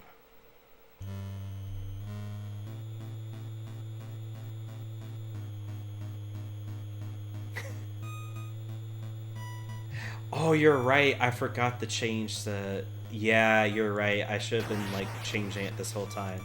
I will edit that later, or I'm going to change the category for this one now. But like in terms of VOD, I will just like I'll put the timestamp for Ninja Gaiden 2. But thank you for reminding me about that. That is my bad. Yeah. So now it's third entry. Yeah.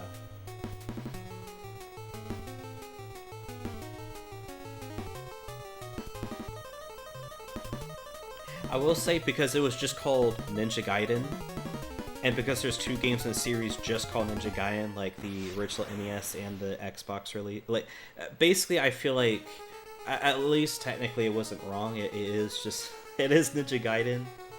It's just like the wrong entry.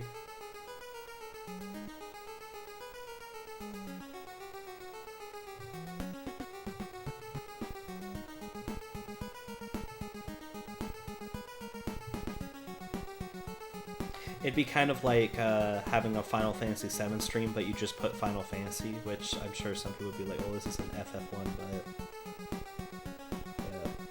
but basically, yeah. Thank you for reminding me. Yeah.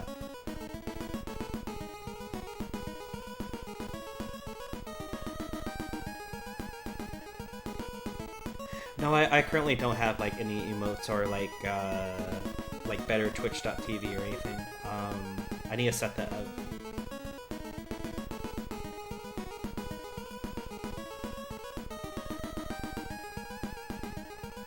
I have seen that before, to be honest. Just Final Fantasy Lamel, amazing.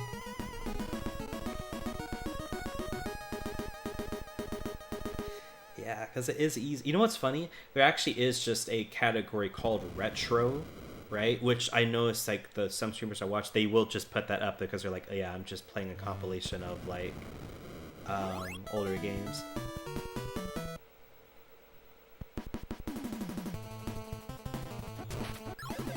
Oh, is on... Oh, so you see, like, the emote? You know what I think would happen? I know one of my friends, he actually uploaded, like, I think the emote to Better Twitch. So if you see the extension, or you have the extension, I don't think I currently have it installed. I thought I did. That's interesting. That's really cool. Okay, that works then. That's epic. That's awesome. Heck yeah, heck yeah, heck yeah.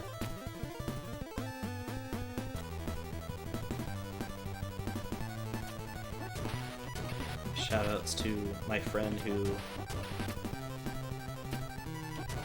liked that emote by the artist Combotron so much that he uploaded it Better Twitch.tv.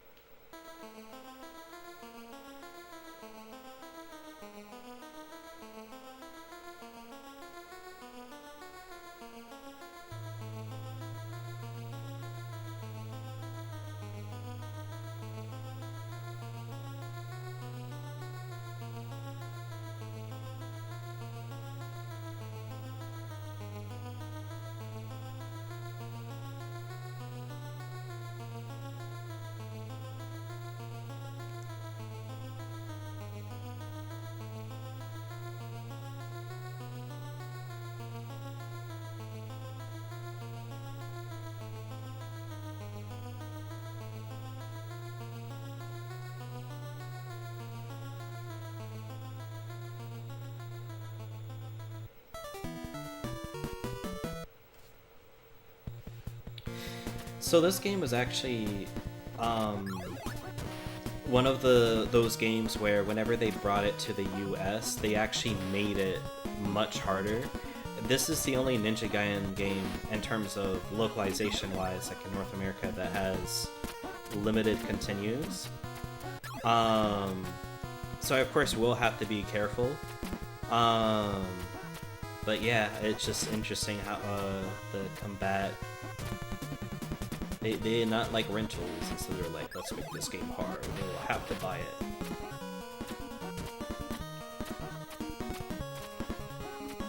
Oops.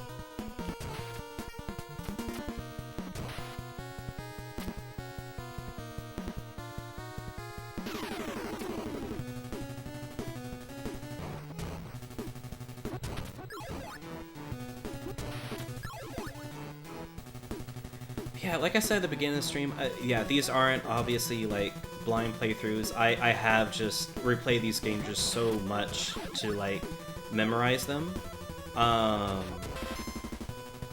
Like not completely, of course, but like enough to kind of, you know, get through like a playthrough. So yeah. There's definitely some Ninja Gaiden games that I haven't played that I do definitely want to stream. Like, I haven't played the Game Gear one. I think that would be, like, a fun thing to stream. And I'm actually currently in the playthrough of Ninja Gaiden 2, playing that for, like, Ninja Gaiden 2 for the Xbox 360, I mean. And I was thinking about streaming Razor's Edge blind. I think that would be, like, a fun stream. But, yeah, I kind of love, like, kind of like archiving like playthroughs. So, like that's what I want to start doing. Like whether it's blind or like games I already played, I kind of want to just start like if I'm playing a game, like might as well kind of record it / stream it for and just like have it like on my YouTube.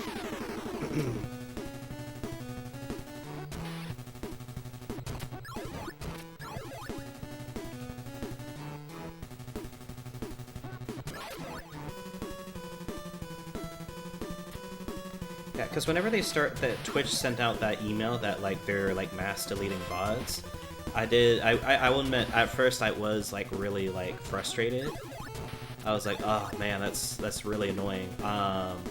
But I will say in all fairness, I should have saved the VODs like earlier. But I saved all of them, and I'm trying to figure out how I'm gonna sort them.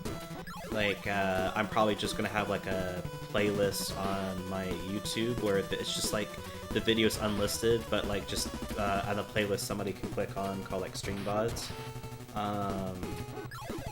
But with this multi-stream thing, I just think it'd be easier. It's like, okay, people watch the stream most of the time, of course, just straight from Twitch, but the VOD will be permanently archived on YouTube. And I think like having the double stream just helps a lot with that.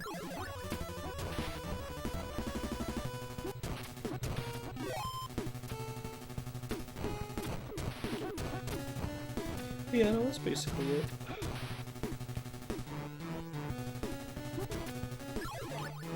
Oh shit, oh.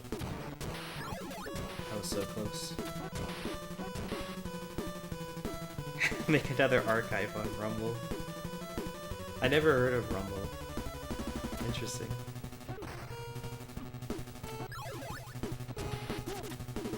But yeah, no. It does suck when like you just get like we're deleting like the VODs, right? We want to focus on clips. It's like I get it. Like clips do get more views and like viewership, but to kind of just erase like VOD, like you cannot save these VODs, like kind of sucks. Not gonna lie. I don't know. But I do agree that I should have kind of been doing this sooner, because it is like cool that you can just like double stream. Also, I'm playing this on the CRT right now, and this like effect during this cutscene looks so cool, like on the CRT.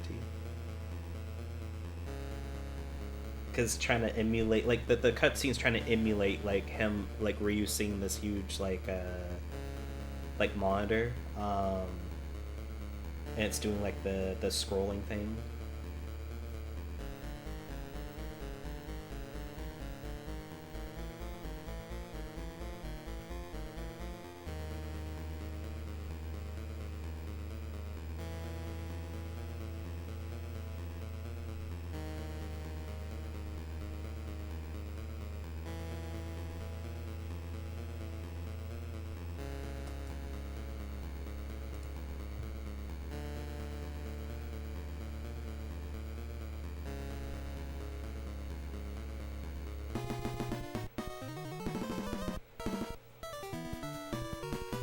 Rumble's another YouTube except freedom of speech is allowed there. Probably a lot of assholes in there now I think about it. Yeah, no, that does sound like a case of like, yeah, like they're a lot more like, you know, free and sense of like how you say it, not like less corrupt, but like oh, these things wouldn't be like taken down, but like, oh, you know, maybe certain things should be taken. Like it's hard to quantify. Like, yeah, or not hard to quantify, but like it's a tricky thing. Oh, I almost got hit by that. Frick. It's okay. At least I got the life.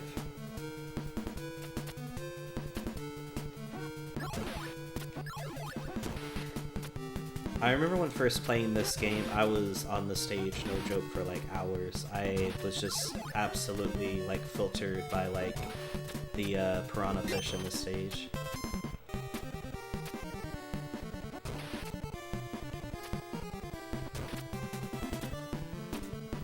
So it is just kind of like the bottomless pit stage.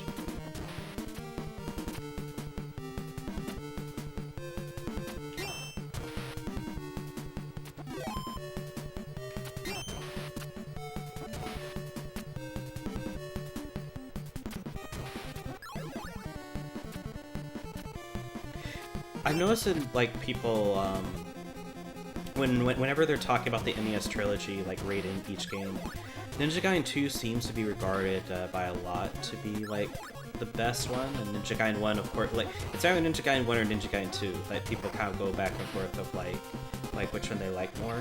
This game tends to be like a lot of people are like, I don't like it as much as the other two, and I think a big part of it is because of that, how it was localized.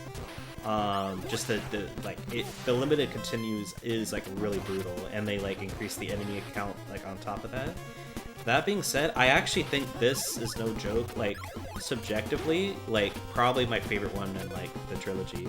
I actually just really like how the music cutscenes slash like yeah, like I really like the levels and the like power-ups in this game. I think they're really cool.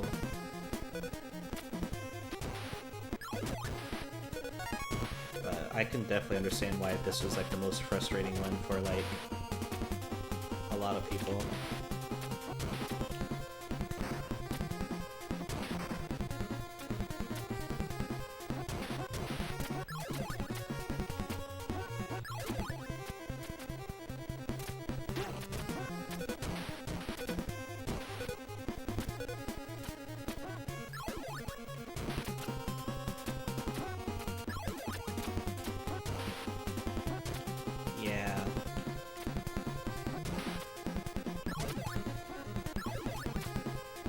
But no, it was basically just that. Like, I was just kind of reading, like, forums of, like, you know, just what people thought about each game, and then, like, I see this one consistently, like, oh, man, I feel like this one's, like, the worst one, and then I'll admit, I'm like, you know what? Man, is it really difficult, like, out of all the Ninja Gaiden games? Like, it's really saying a lot. But I do really love this one, like, a lot. If I'm not a platform person, I'm all platformers. Yeah, that's valid.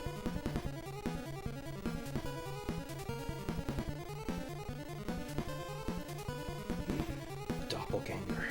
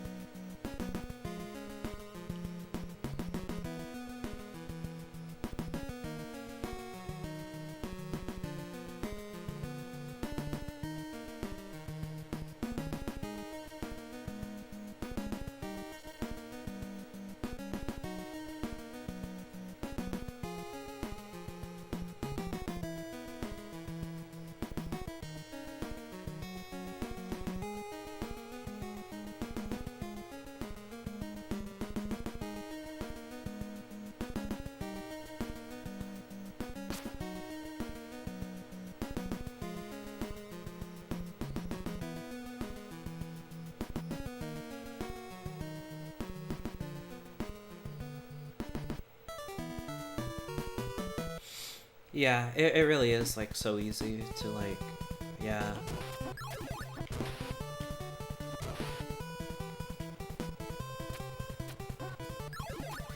Yeah, not gonna lie, I feel like I did a playthrough of Mario 64, like, relatively, like, recent. Like, I went through...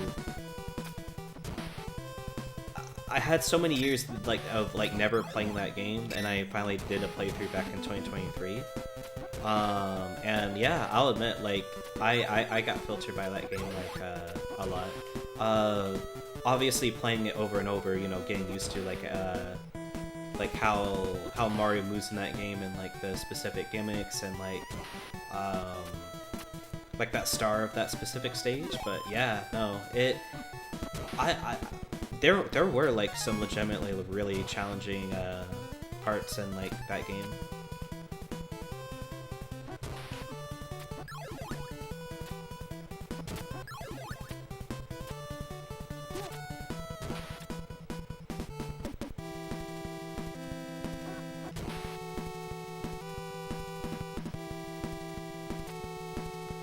Yeah, they definitely made the controls a lot smoother, like Sunshine onwards. Like I love how like Mario controls in 64. I understand why speedrunners love it, but I can also see definitely from a game design standpoint like that is why they made him like easier to like control in later games.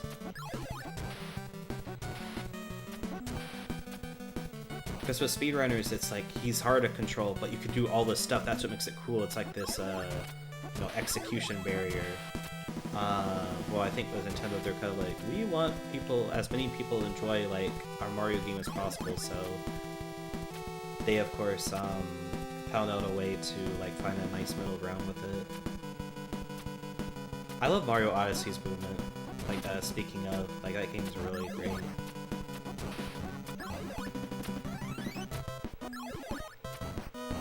But once you get it down, it feels like the best control set. That is, yeah, I definitely understand that viewpoint, because I do agree with that, like, where, like, yeah, I see why it changed. That being said, man, I do love, yeah, how Mario controls in that game. It is very satisfying when you master it.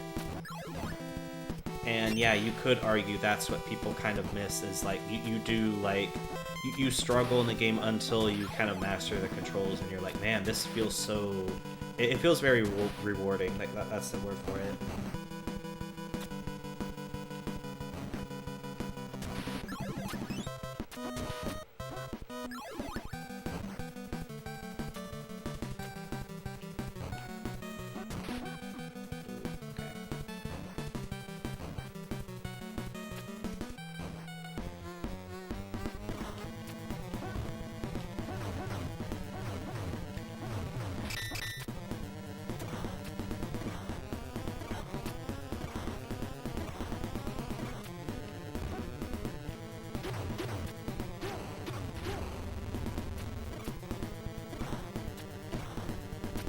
True.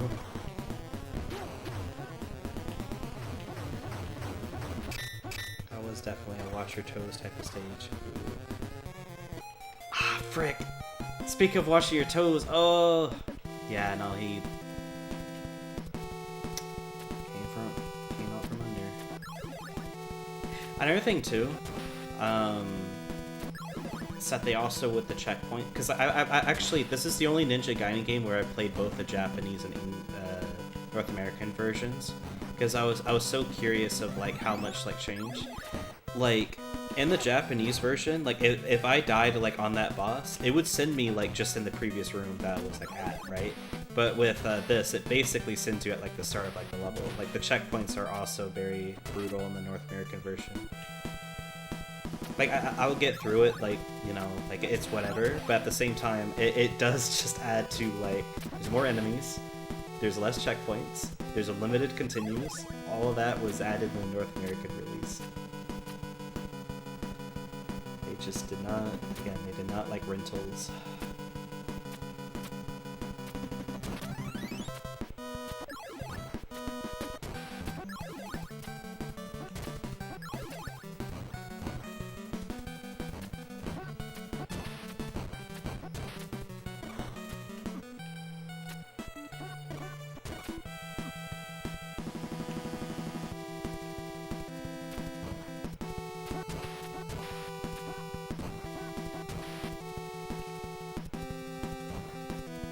So in the previous game, Ryu had these shadow clones, which are just so good, right? They're like they would be like the broken aspect of 2, which is like cool. In this game, you don't have that, but the fire shield is very, very amazing in this game, and I in this game you basically like can abuse it like a lot. Like it's just a shield that, yes, it costs a lot of resource, but it makes you completely like immune. So it's just such a great thing to like have for like a lot of like bosses and stages. Oh shit. Did it again. But yeah, instead of shadow clones, the permanent upgrade Ryu has is the sword slash. It just increases the range of it. It's very simple, but like it's actually another reason why this is like my favorite like one. I actually just like the simplicity of, oh, you just have an upgrade. It's just a longer like sword slash when you get the power up.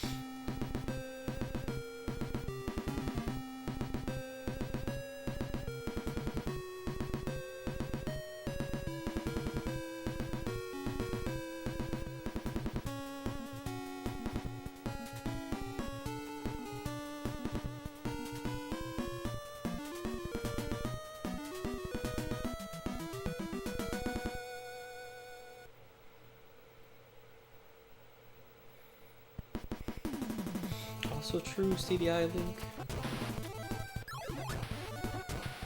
Not gonna lie, this level's pretty hard.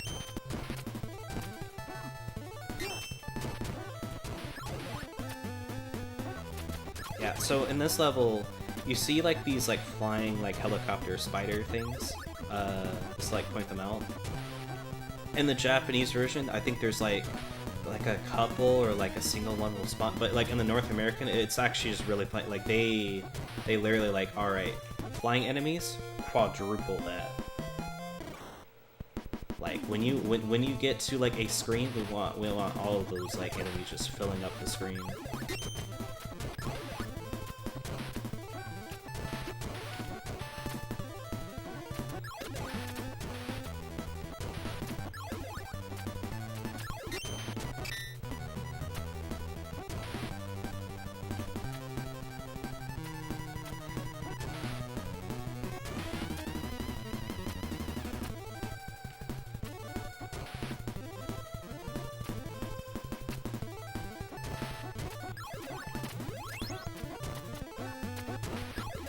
Also, I remember when I first played this game, I was like, man, like the story is like really dark.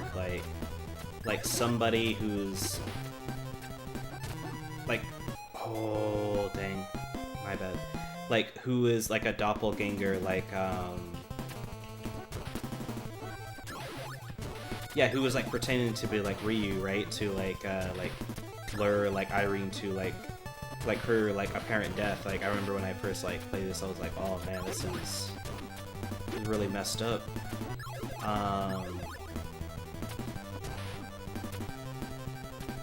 But as the Ninja Gaiden games go with like the twists, but we'll get to it, not all is as it seems, but it's still very dark.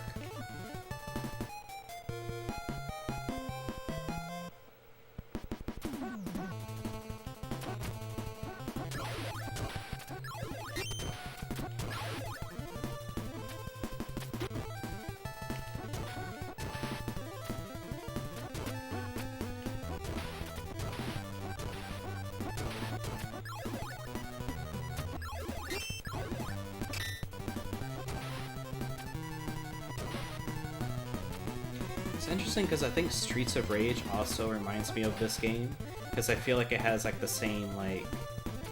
What I mean by that is that as a franchise, Streets of Rage also like had like a game.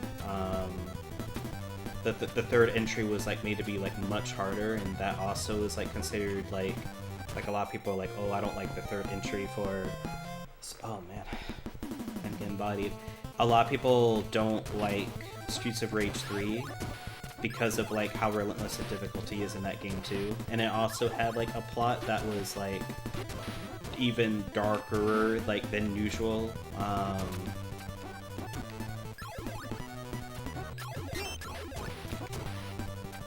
I just find that interesting, where like they both are very comparable in that sense. Like trilogy that's like beloved, but like the third entry is not as like because of a localization moment.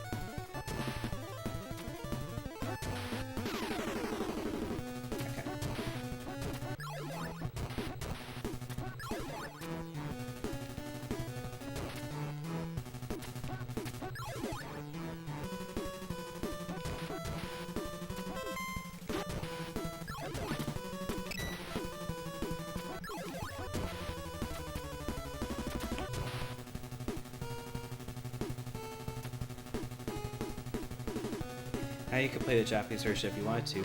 That is true. Yeah, because I would be, like, even though I am playing the North American version, I am just crazy.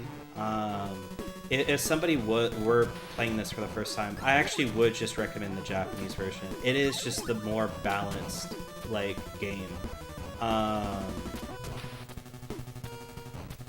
It is just like, well, the North American one was the first one I played, and so I'm like, you know what? Even though it's like even more relentlessly difficult, I just wanted to see if I could beat it, and so like, yeah. But exactly, like in terms of like the actual objective game structure, yeah, no, like the North American one's a lot more screwed up than the Japanese version. A good example of this is that throughout the game, Ryu gets upgrades to increase his Ninpo meter. In the Japanese version, they give you scrolls that make Ryu's Ninpo meter go up to 100. But in the North American release, right, they actually changed the item placement around so much that Ryu can't get like 100 Ninpo in a normal way, right? He can only get up to 90, right?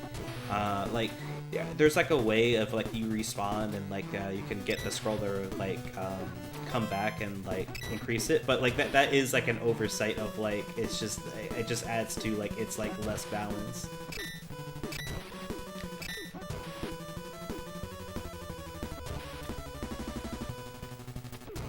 Did I beat Mario 2? Yeah, I did actually. That game was a lot of fun.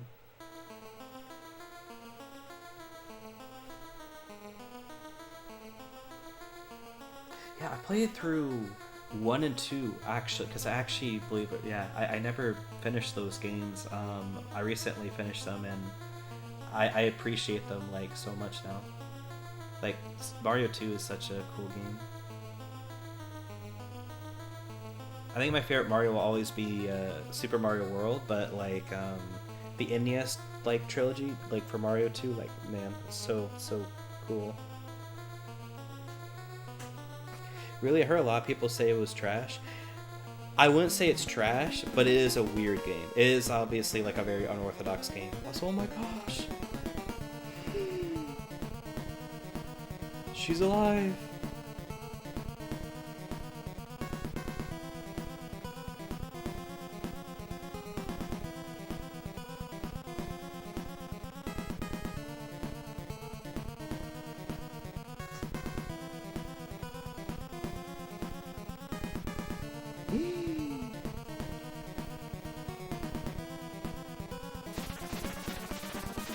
Also, I'm sorry, epilepsy warning.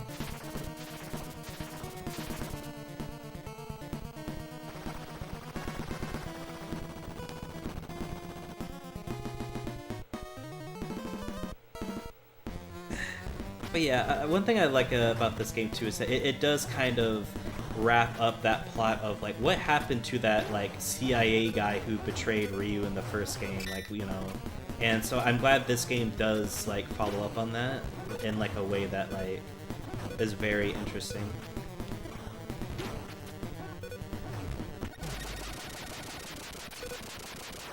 Yeah, I'm sorry. The next cutscene's like even worse, believe it or not. Like there are like a couple. There's at least 3 cutscenes in this game that are like very heavy on the epilepsy.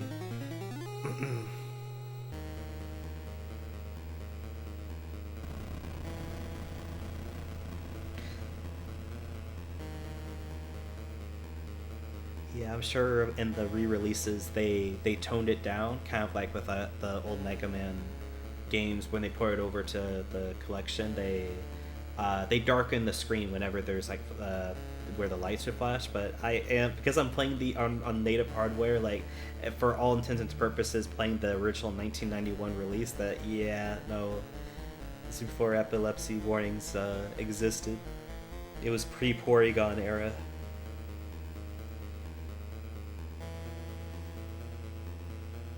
Yeah, it was. It was just an anime thing, exactly. And this, obviously, with the cutscenes, it is very like trying to mimic that like animation style. So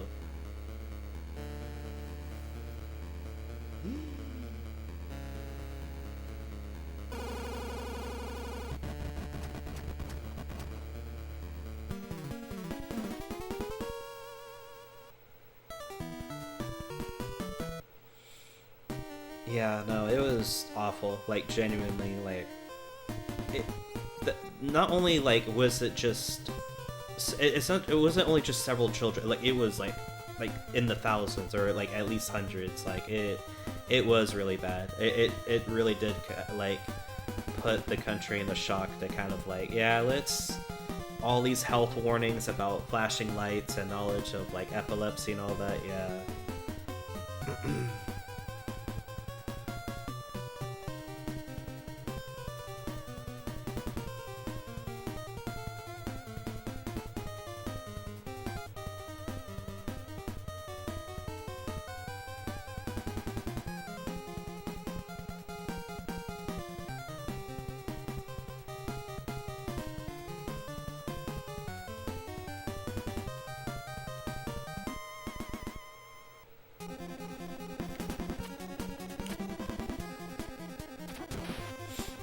So this level would be considered an ice level.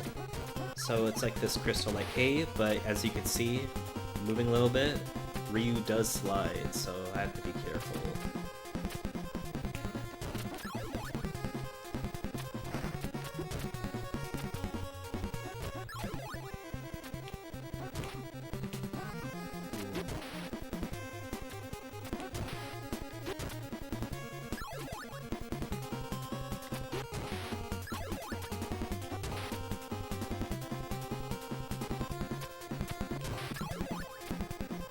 Also, touching the walls does hurt me when they're like, they kind of look like the spike crystals.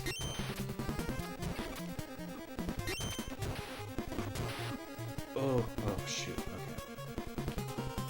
Should be okay.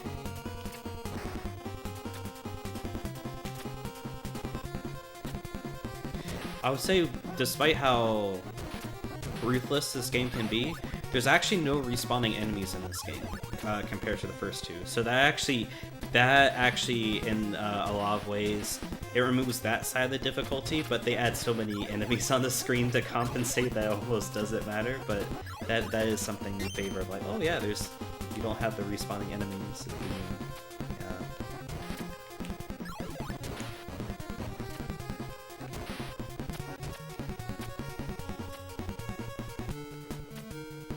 Remove it.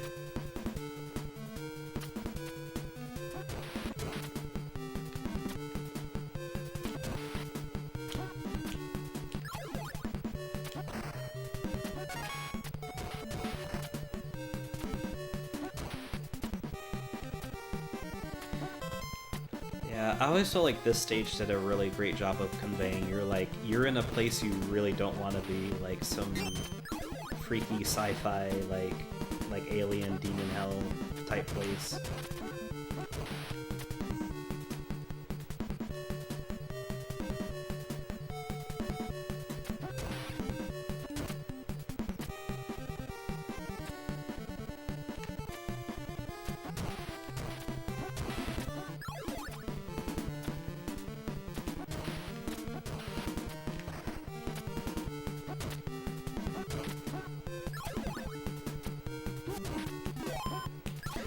Also, I'm just going through the motions, but in this stage, the gimmick is quicksand. So if I do not jump, Ryu, it does kill me.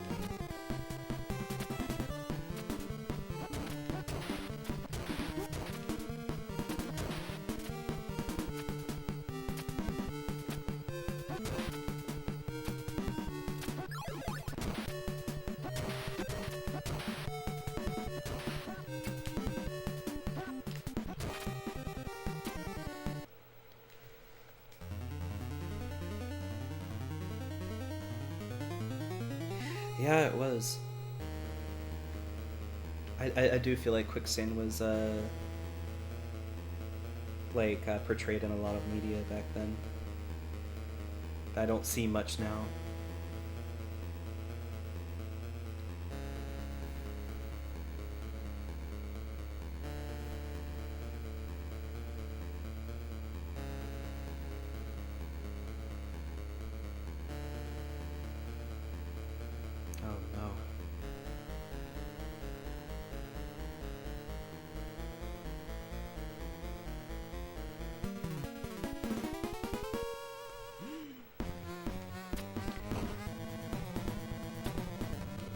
That's also true.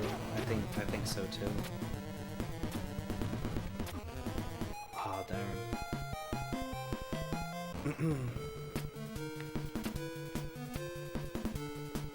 Yeah, the CIA guy who betrayed Ryu and wanting Irene to assassinate him after they got what they wanted.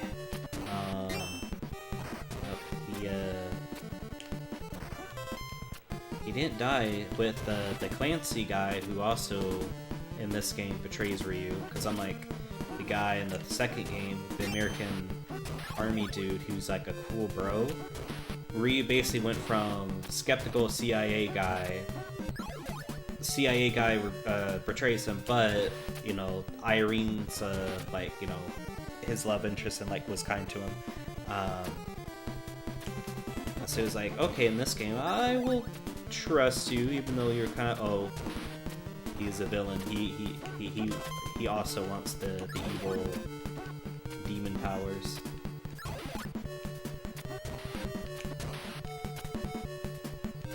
Doesn't the last area of Street Fighter 2010 look? I think it does. That game really does look like very like AVG described in his review, like Salvador Dali combined with like H.R. Geiger. Like yeah. I do think art style wise it was like a lot like this.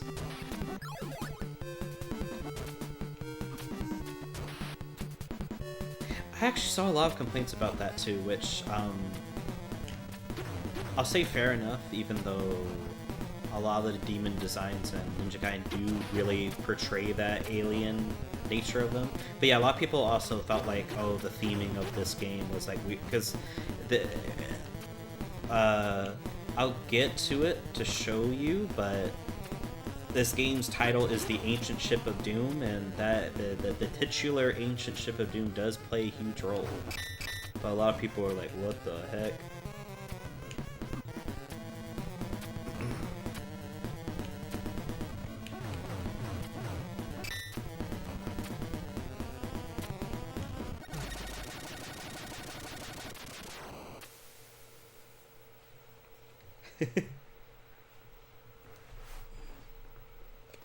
Super 2010 was crazy.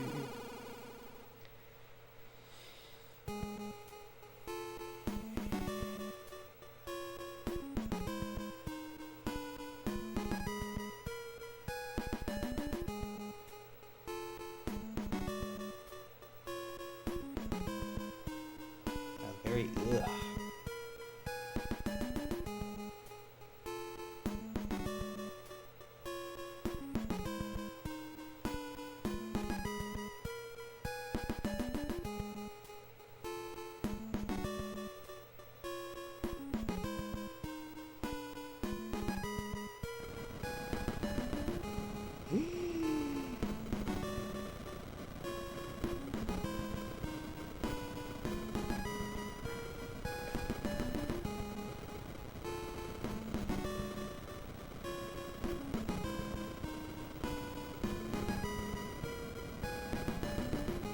Sorry, epilepsy warning. What's the hello, Twisted?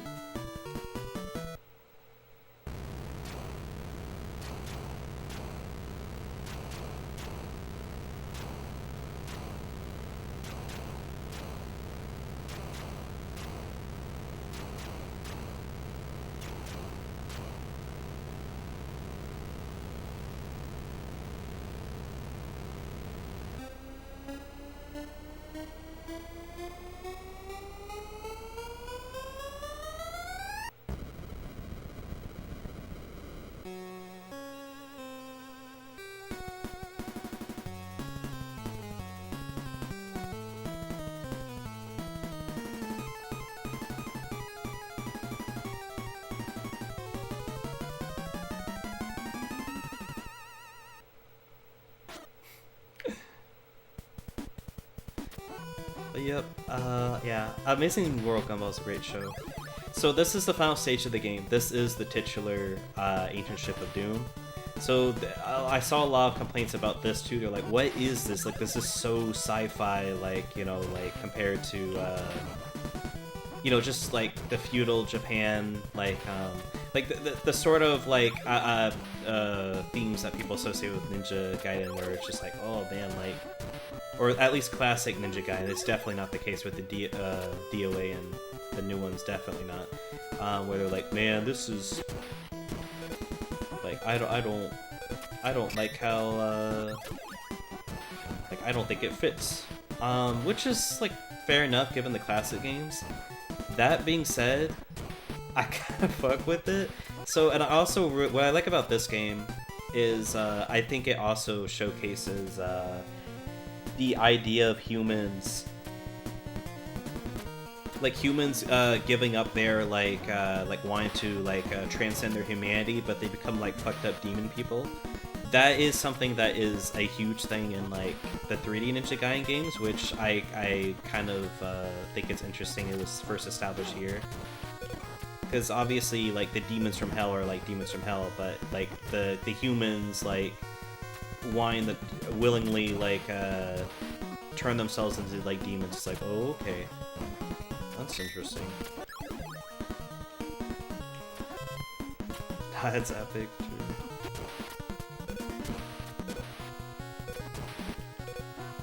I haven't watched a lot of Gumball, but the writing's really good in that show. Yeah.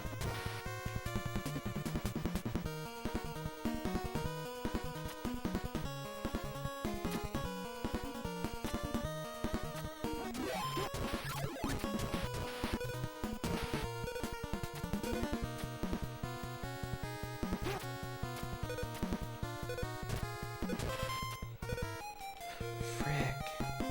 Okay, I said frick because so this is the final level, and um, what I wanted to do was make use of like the fire shield sub weapon as long as I can. The issue is because I die there, there's no way to get the fire shield back unless I I run out of lives and have to use the continue. Fire shield helps a lot because later in the stage it gets really hectic, like flying enemies, bottomless pit, spikes, everything. So I really wanted to take advantage of those invuln frames, but I will not have to gamer it up.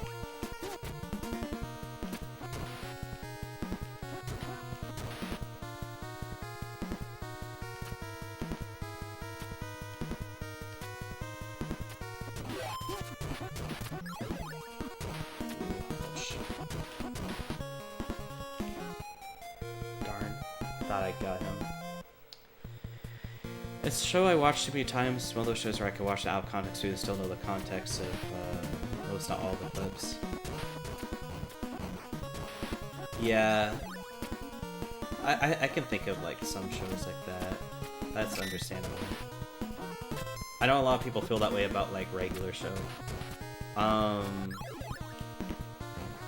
I think the closest Cartoon Network show I would feel that way about would probably be like something like Foster's Home.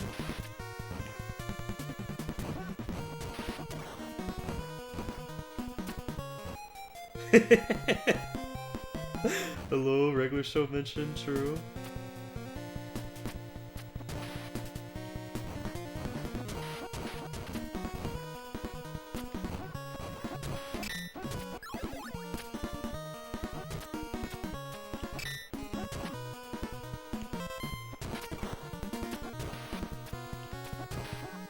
Yeah, Foster's was like a really good show. Like, definitely one of my favorites.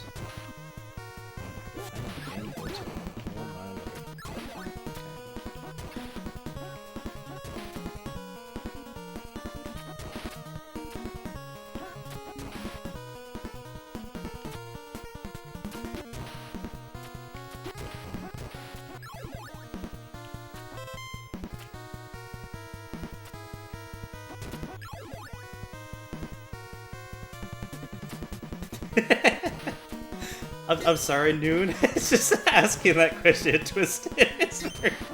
Yeah, so in short, like, yeah, no, Lightning,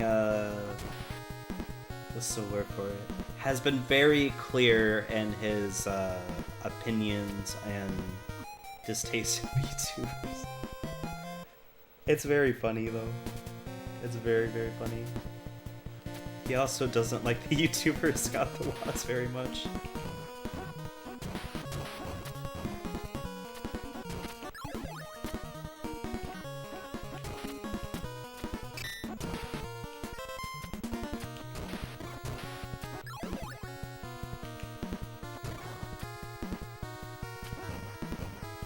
Yeah, no, it wasn't like, shaming or like, it is just like that, like, yeah, I meant to, like, yep, no, like, yeah. Because it feels like for the past few years, whenever a VTuber, if he's in the call and a VTuber gets brought up, like, you just, like, you just hear, like...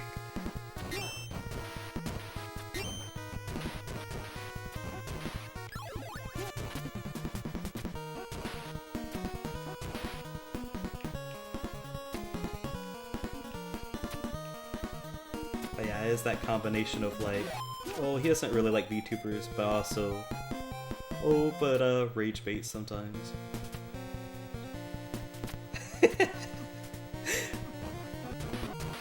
That would be really fire. Just have, like, the double thing that, Lightning does not like. I think it's funny. I do think it's really funny.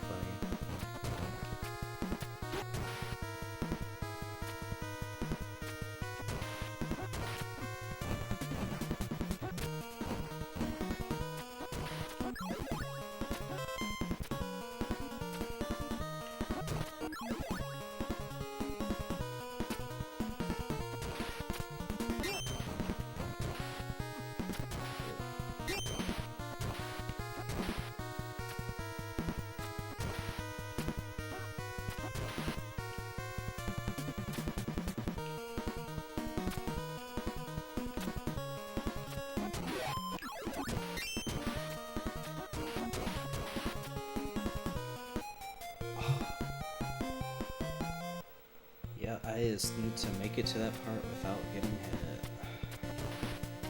much. I think I just need to take it slow. I'm going like really fast. I'm just letting these flying enemies, and I just need to stop and eliminate them all as they spawn. So I'm just going.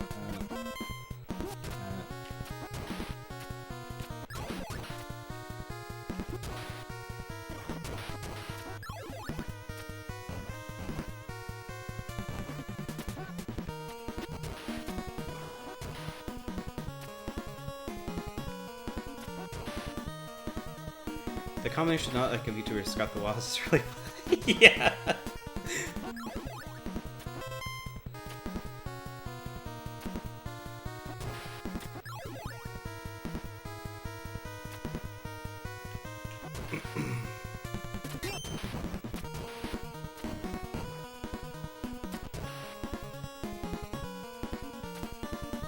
Yeah, I know it's the final stage, it makes sense. And it is in the game's title, so it was going to be hard, but yeah, I think this level by far is the hardest level in Ninja Gaiden, like, period.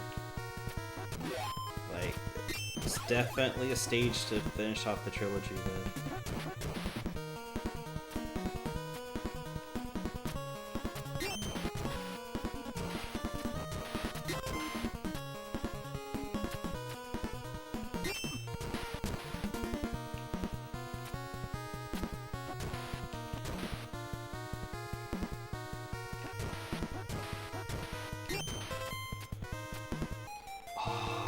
Dang it. I don't remember there's a checkpoint there. No, there is unfortunately not. Oh man, that was a really silly jump in this.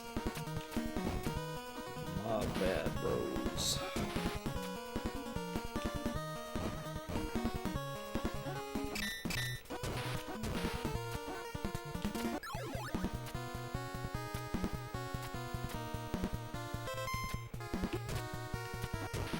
True, true. I am locking in.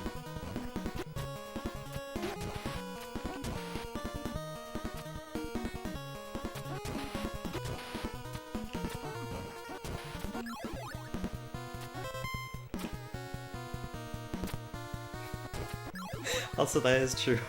Scott the Wasp, VTubers and tomatoes.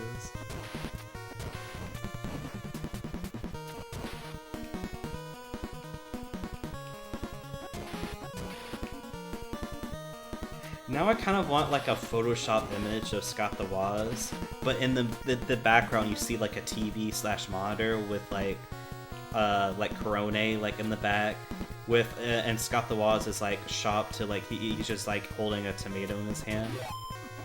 Like I don't even want to add lightning with it, but like it just leave like post it in general randomly, right? Just like no context, right? And like see if lightning reacts to it.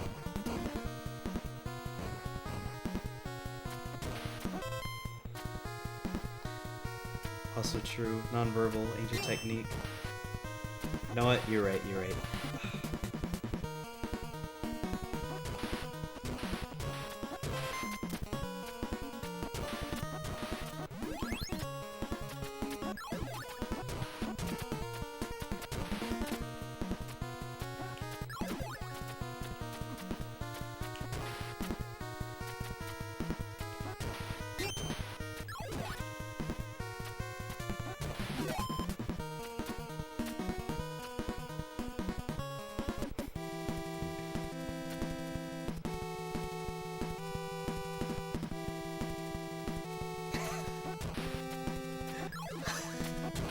Also, the censoring the tomatoes is hilarious.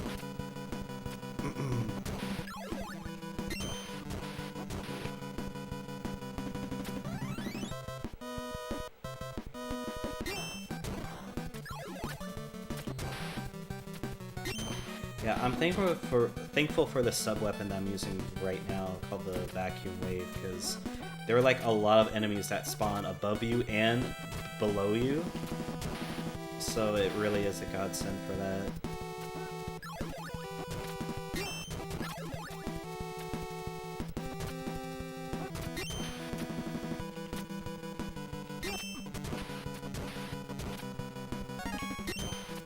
Alright.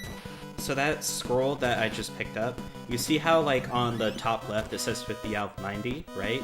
In the Japanese version, I would have had like 100 by now, but like because they forgot to add one more scroll, it's just left at 90.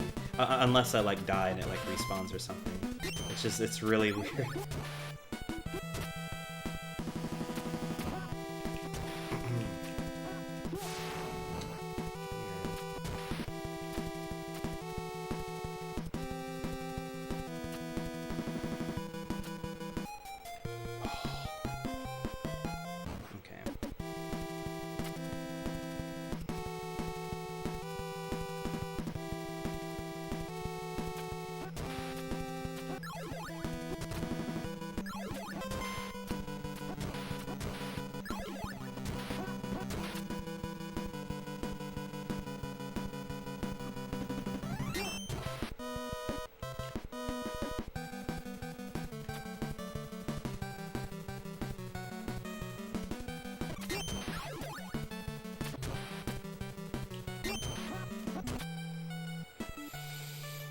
Yeah, basically. It's really messed up.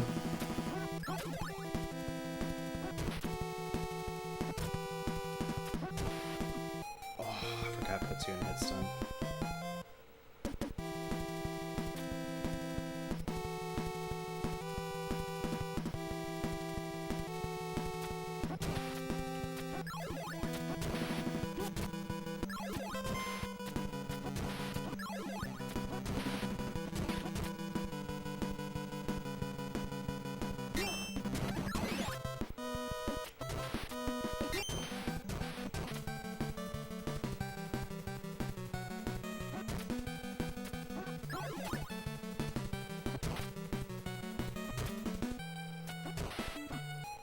Did it again.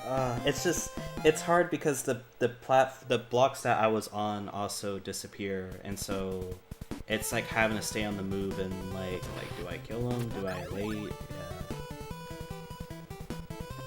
Okay.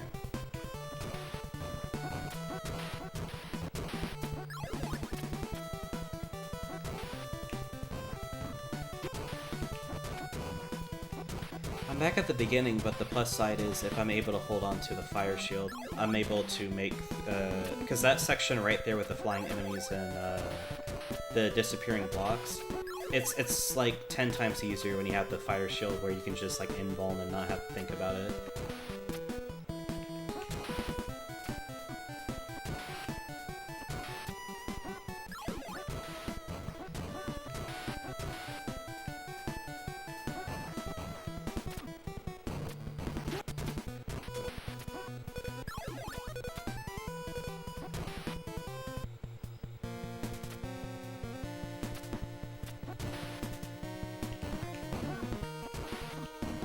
Does have Droidicus in it. Okay. Frick! Oh my gosh, I lost it.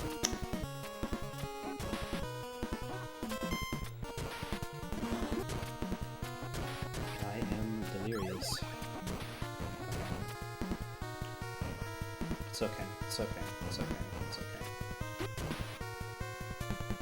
Currently cooking.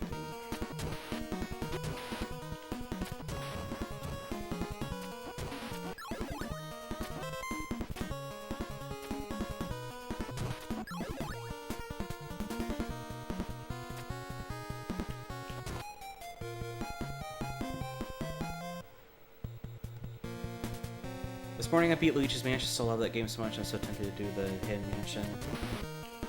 That game is fire. I remember getting Luigi's Mansion 2 and I never finished it, but I really like the original on GameCube. I have no idea how Luigi's Mansion 3 is either.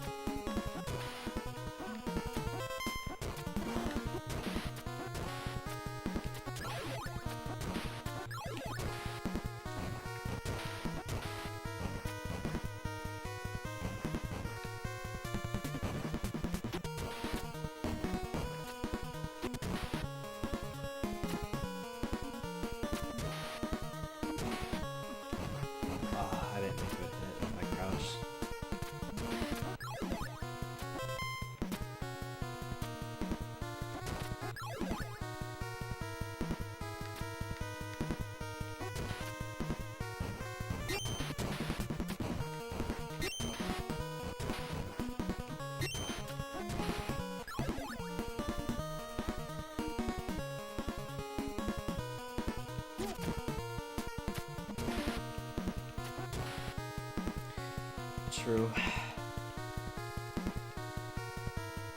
It really do be that AVGN clip.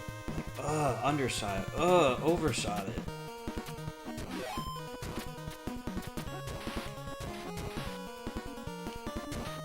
I'm gonna say it. AVGN's my Ryan Gosling.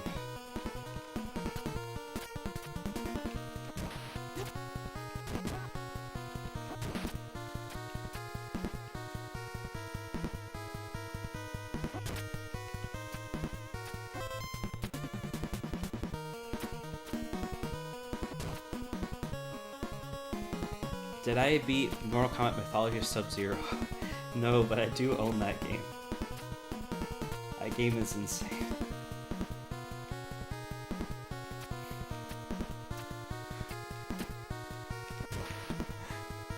Modern AVGN?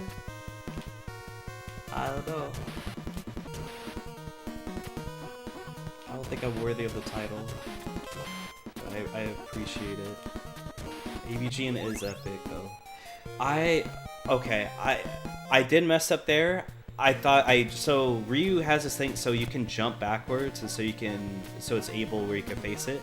I thought I turned around and jumped, but instead I did like a shorter jump and I fell into that pit. And dying in the inside.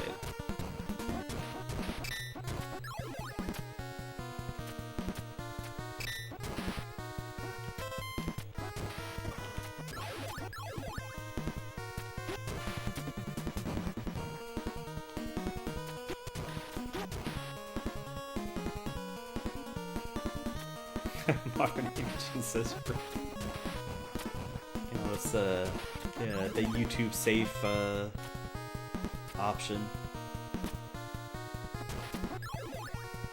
I remember when like AVGN had to censor like his series of like the or I should say James Rolfe, not just call him AVGN, but with the it's bullshit series, he had to say like what's BS. A lot of people are like, it doesn't hit us, like, yeah.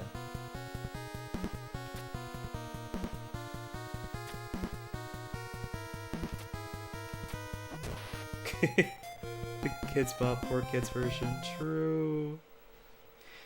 Okay, all right. I will actually lock in here. I'm sorry, because this game has limited continues. Yeah, I'm gonna go non-verbal.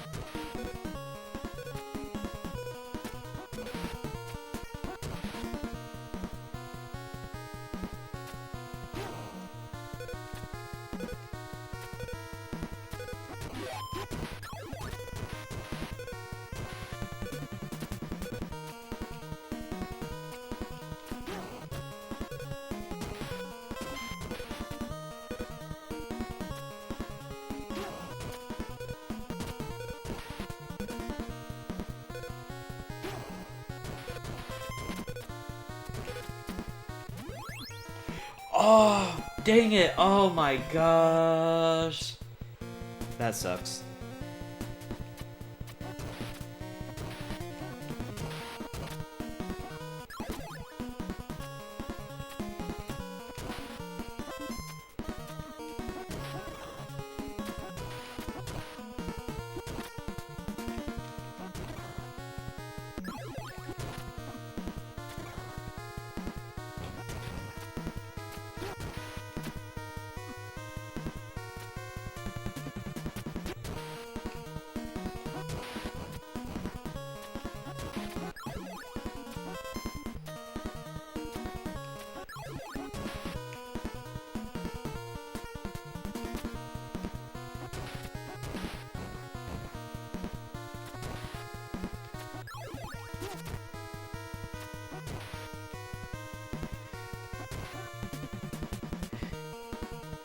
he's your foil after all.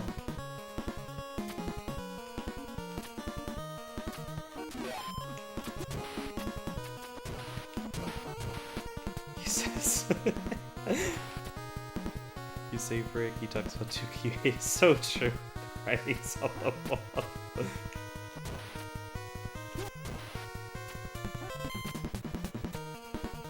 Can't do much about YouTube's demonetization.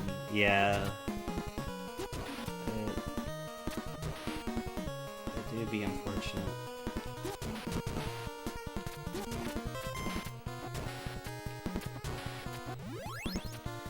Also, yeah, I haven't. I don't think I've seen that one. The recent, you know, it's BS bullshit.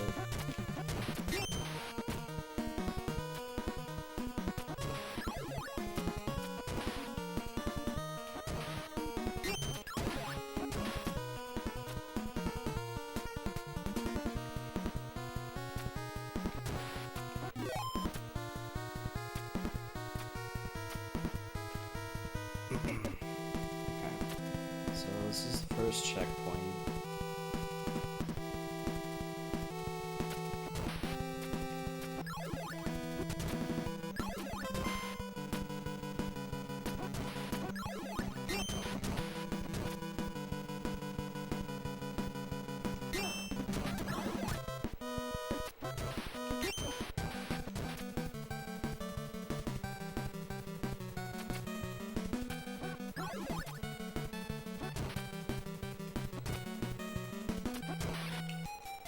Okay, that's the flying enemies are giving me trouble. So I need to defeat the left one then before proceeding to the right one. I got to.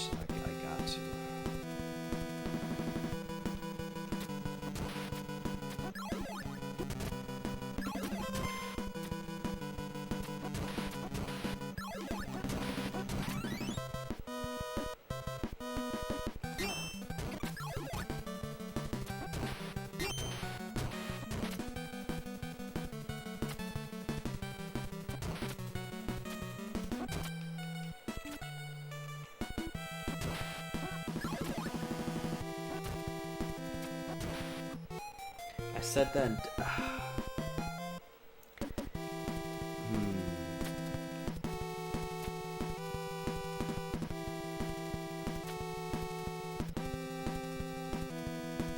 I'm not sure if I should keep the windmill shirt or not.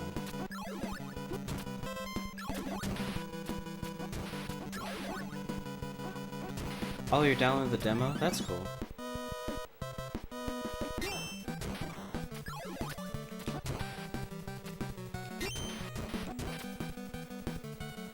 That's pretty epic that they have a demo.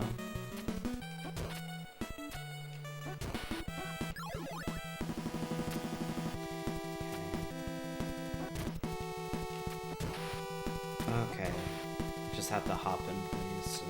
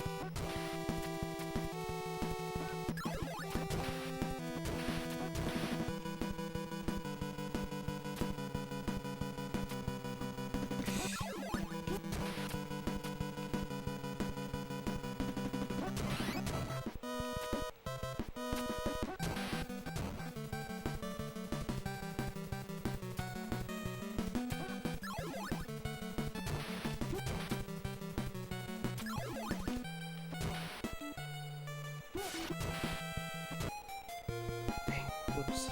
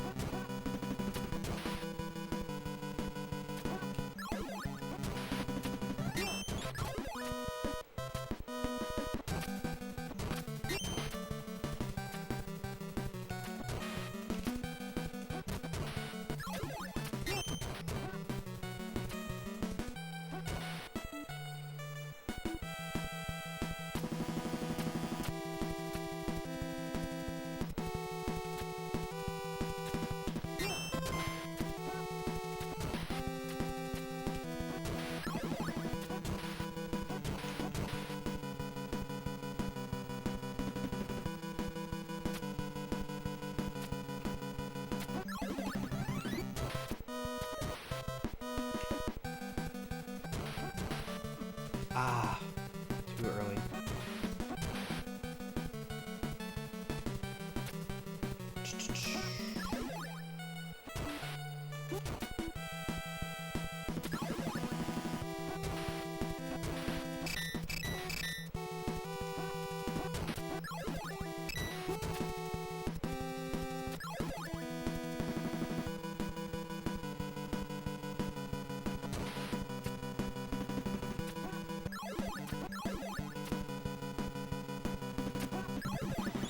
Okay, final boss room.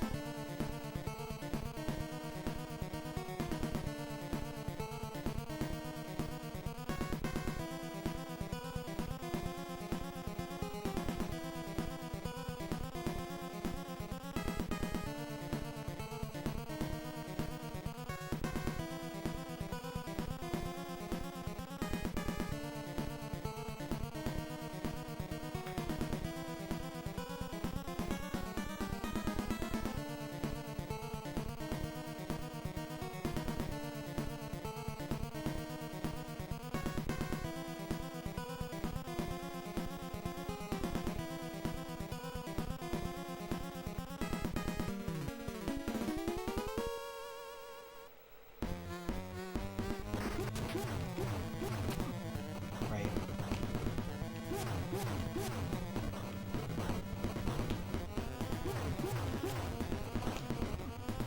Ugh.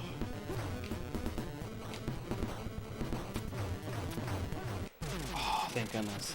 So that first boss is tricky because you have to like time like his lightning attack. Hello?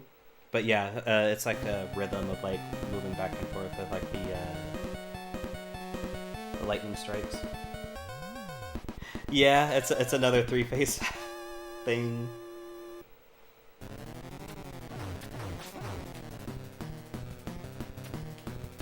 Ah, that's right. I have to misdirect it. So while that is unfortunate, so just like the previous games, if I do make it to a phase, it does save on that phase. Even if like I have to use a continue, for example, it does save my progress there. But that, yeah, unfortunate.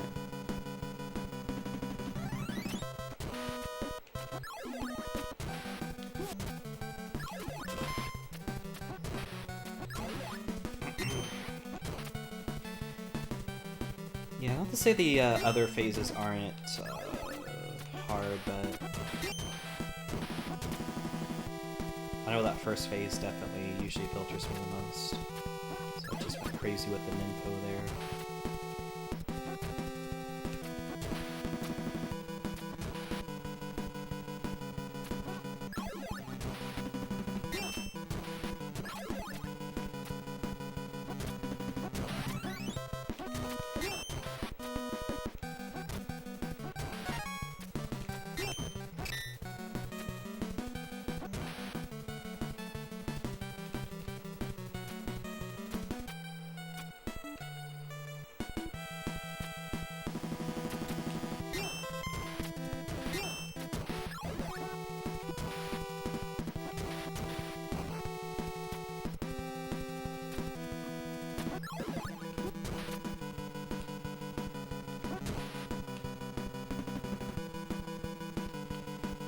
Switch 2 is released already.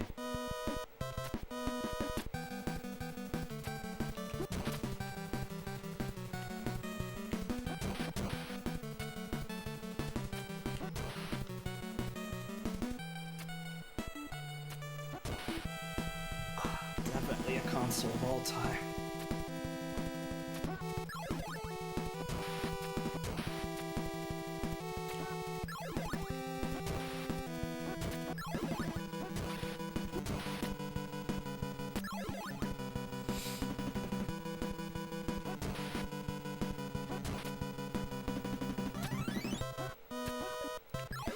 Do you think there's going to be nostalgia posts about the Switch one, like how there are about the Wii and GameCube? I think they, yeah, there's bound to be, like, in a few years.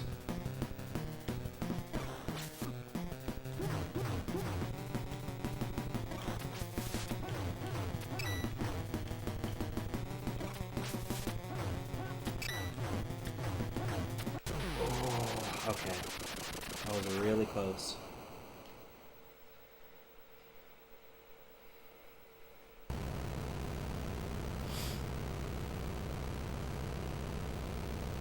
I'm sorry, epilepsy again.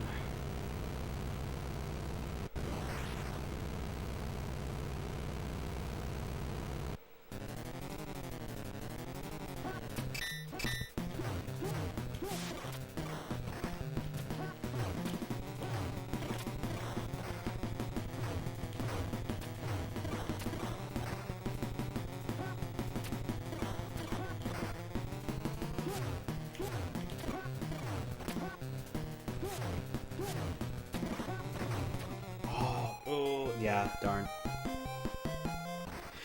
Easy. The Wii U was a fun console, IMO. Yeah, it was a fun console. I only like 2 games for it. Okay. So even though I made it to phase 3, I still need to lock in. Of course, unfortunately, you ran out of lives again, so I start at the beginning. But again, if I keep that flame shield, if I'm able to pull that off, or don't. Either way, we will persevere.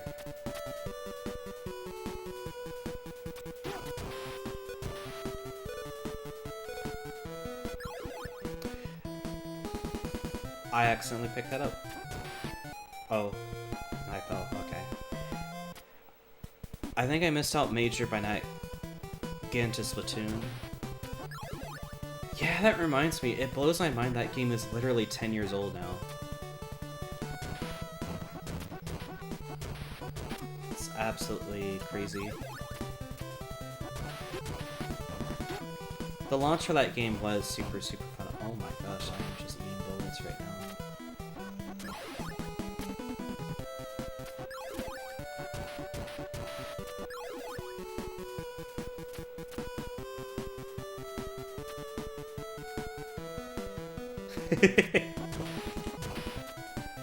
"2020 was 10, you feel old yet? You old yet?"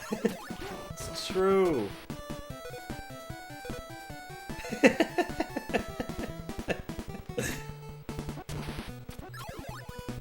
It's like those types of posts where it's like 1974 was 5 billion years ago. You feel old yet? Like, I like the ones that are subtle. Like they're kind of like 2007 was like 18 years ago. 1990 was 50 years ago. I'm sorry, I'm autopiloting. Like, you know, like stuff like that is really funny. Make someone go like, wait a minute. I don't think I've been alive for that long.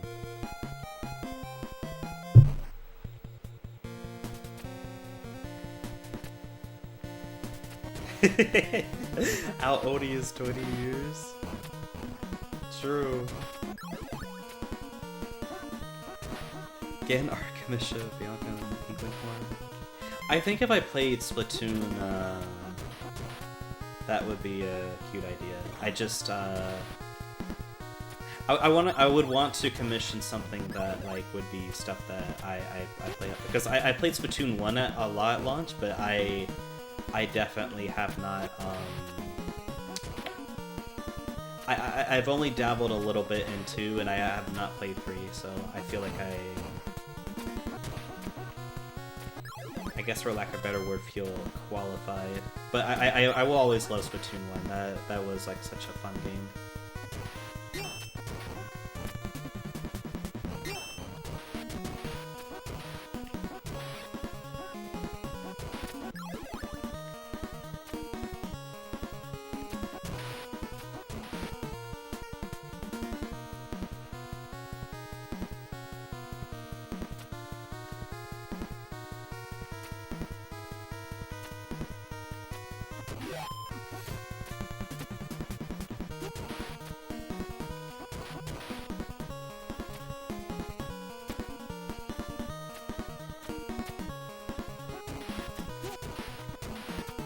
Yeah.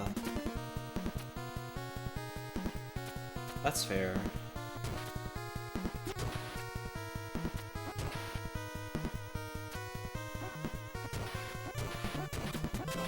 Also, which Bianca commission? There were several, but yeah, I am still super thankful to my friend Kashimaru for the diner illustration. Did a really amazing job on it.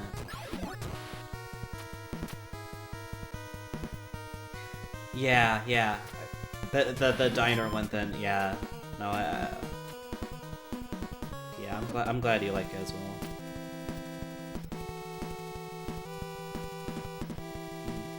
He does God's work.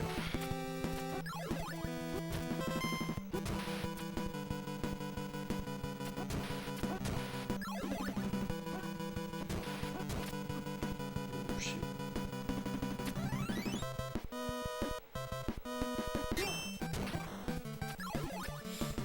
Yeah, for real. Cause right now it's just a Monster Hunter GU box. Yeah, no, honestly, I kind of feel that way about, like, modern consoles in general. You know what I mean? Like, even though I am, like, late console buyer still, I think,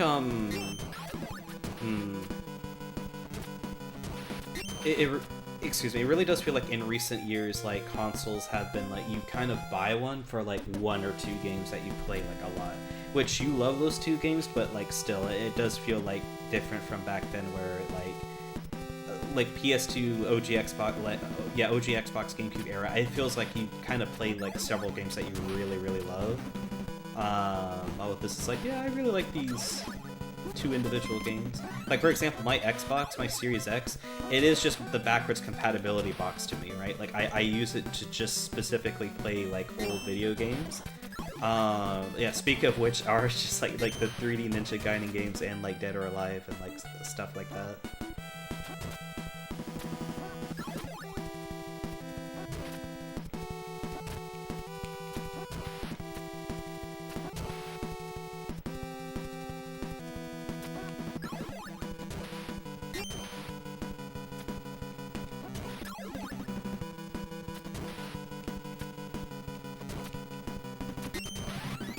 Yeah, because I remember a lot of people with the PS4 were saying that it was like their Bloodborne box or like something like that. 2DS for Monster Hunter Generations? Yeah, fair.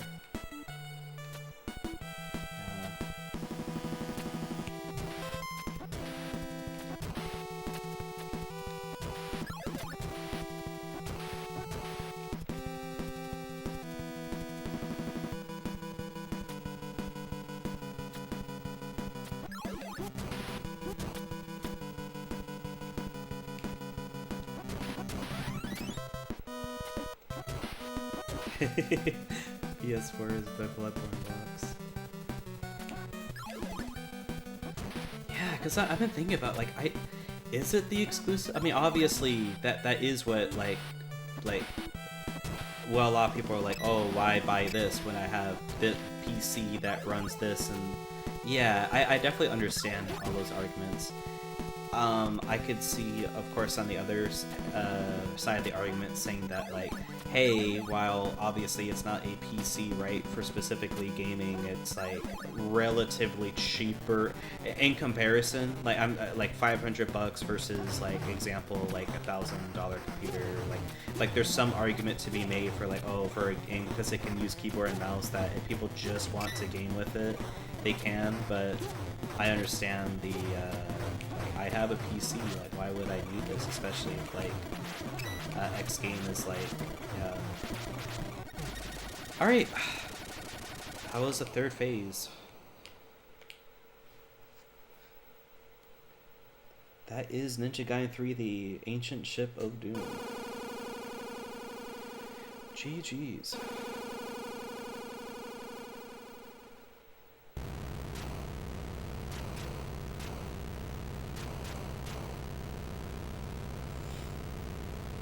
One last epilepsy.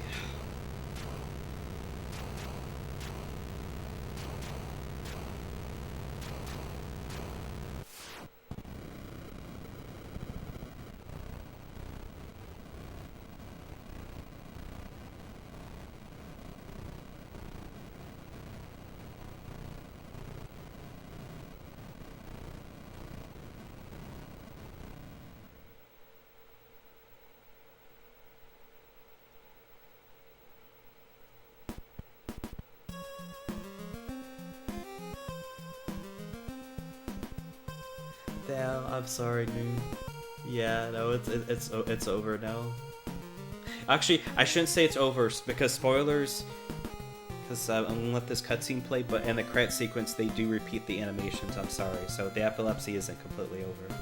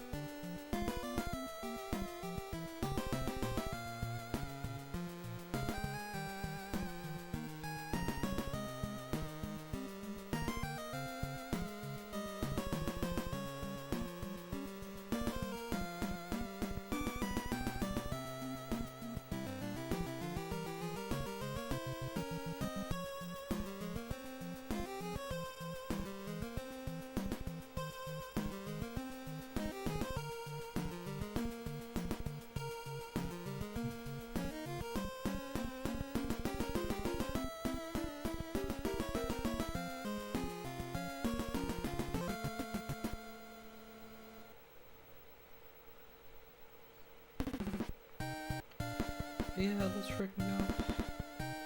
Also amazing. Around here we call it ketchup.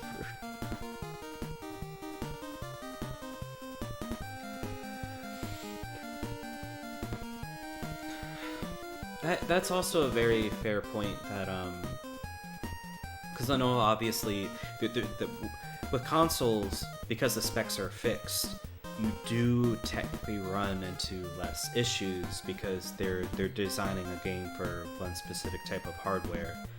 But with PC, there's a lot more variables. But on the flip side, obviously with PC, there's things like modding. But the downside of that is, of course, for high-profile games, you always have like someone like really talented to like help like if something is like broken. But like it does require that technical like know-how, whether you doing it yourself or just having that person there to do the modding to begin with, if that makes sense. Also, yep, I'm sorry, there is the epilepsy, oh no.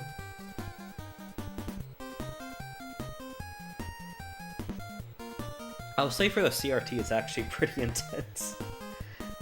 Because every time that like epilepsy, it actually shakes the text a bit, like on the TV screen. It doesn't show like on the capture, but yeah. It is just before you go.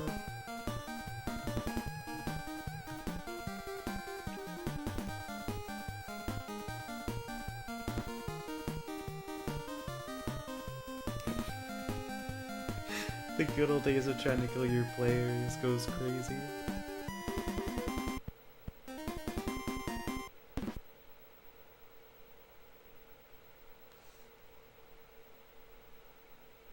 But yep, that is it. Those were the Ninja Gaiden games on NES. I'm wanting to do a future stream where I played the Sega Master System Ninja Gaiden game that was only released in Europe, and also play like the Game Boy and Game Gear version. I think that would be fun. But yeah, this Friday I'm gonna try to again finish that Sacred Stones like playthrough, and then start up Fire Emblem Echoes right after in the same stream. But yeah, thank you all so much for watching. I really really appreciate it. I hope you all have a great night. I'm hoping this is a success. I'm gonna check how it like looked on the YouTube later and all this. But again, thank you again. Thank you so much, everyone. I'm gonna go for now. I'm gonna go to bed.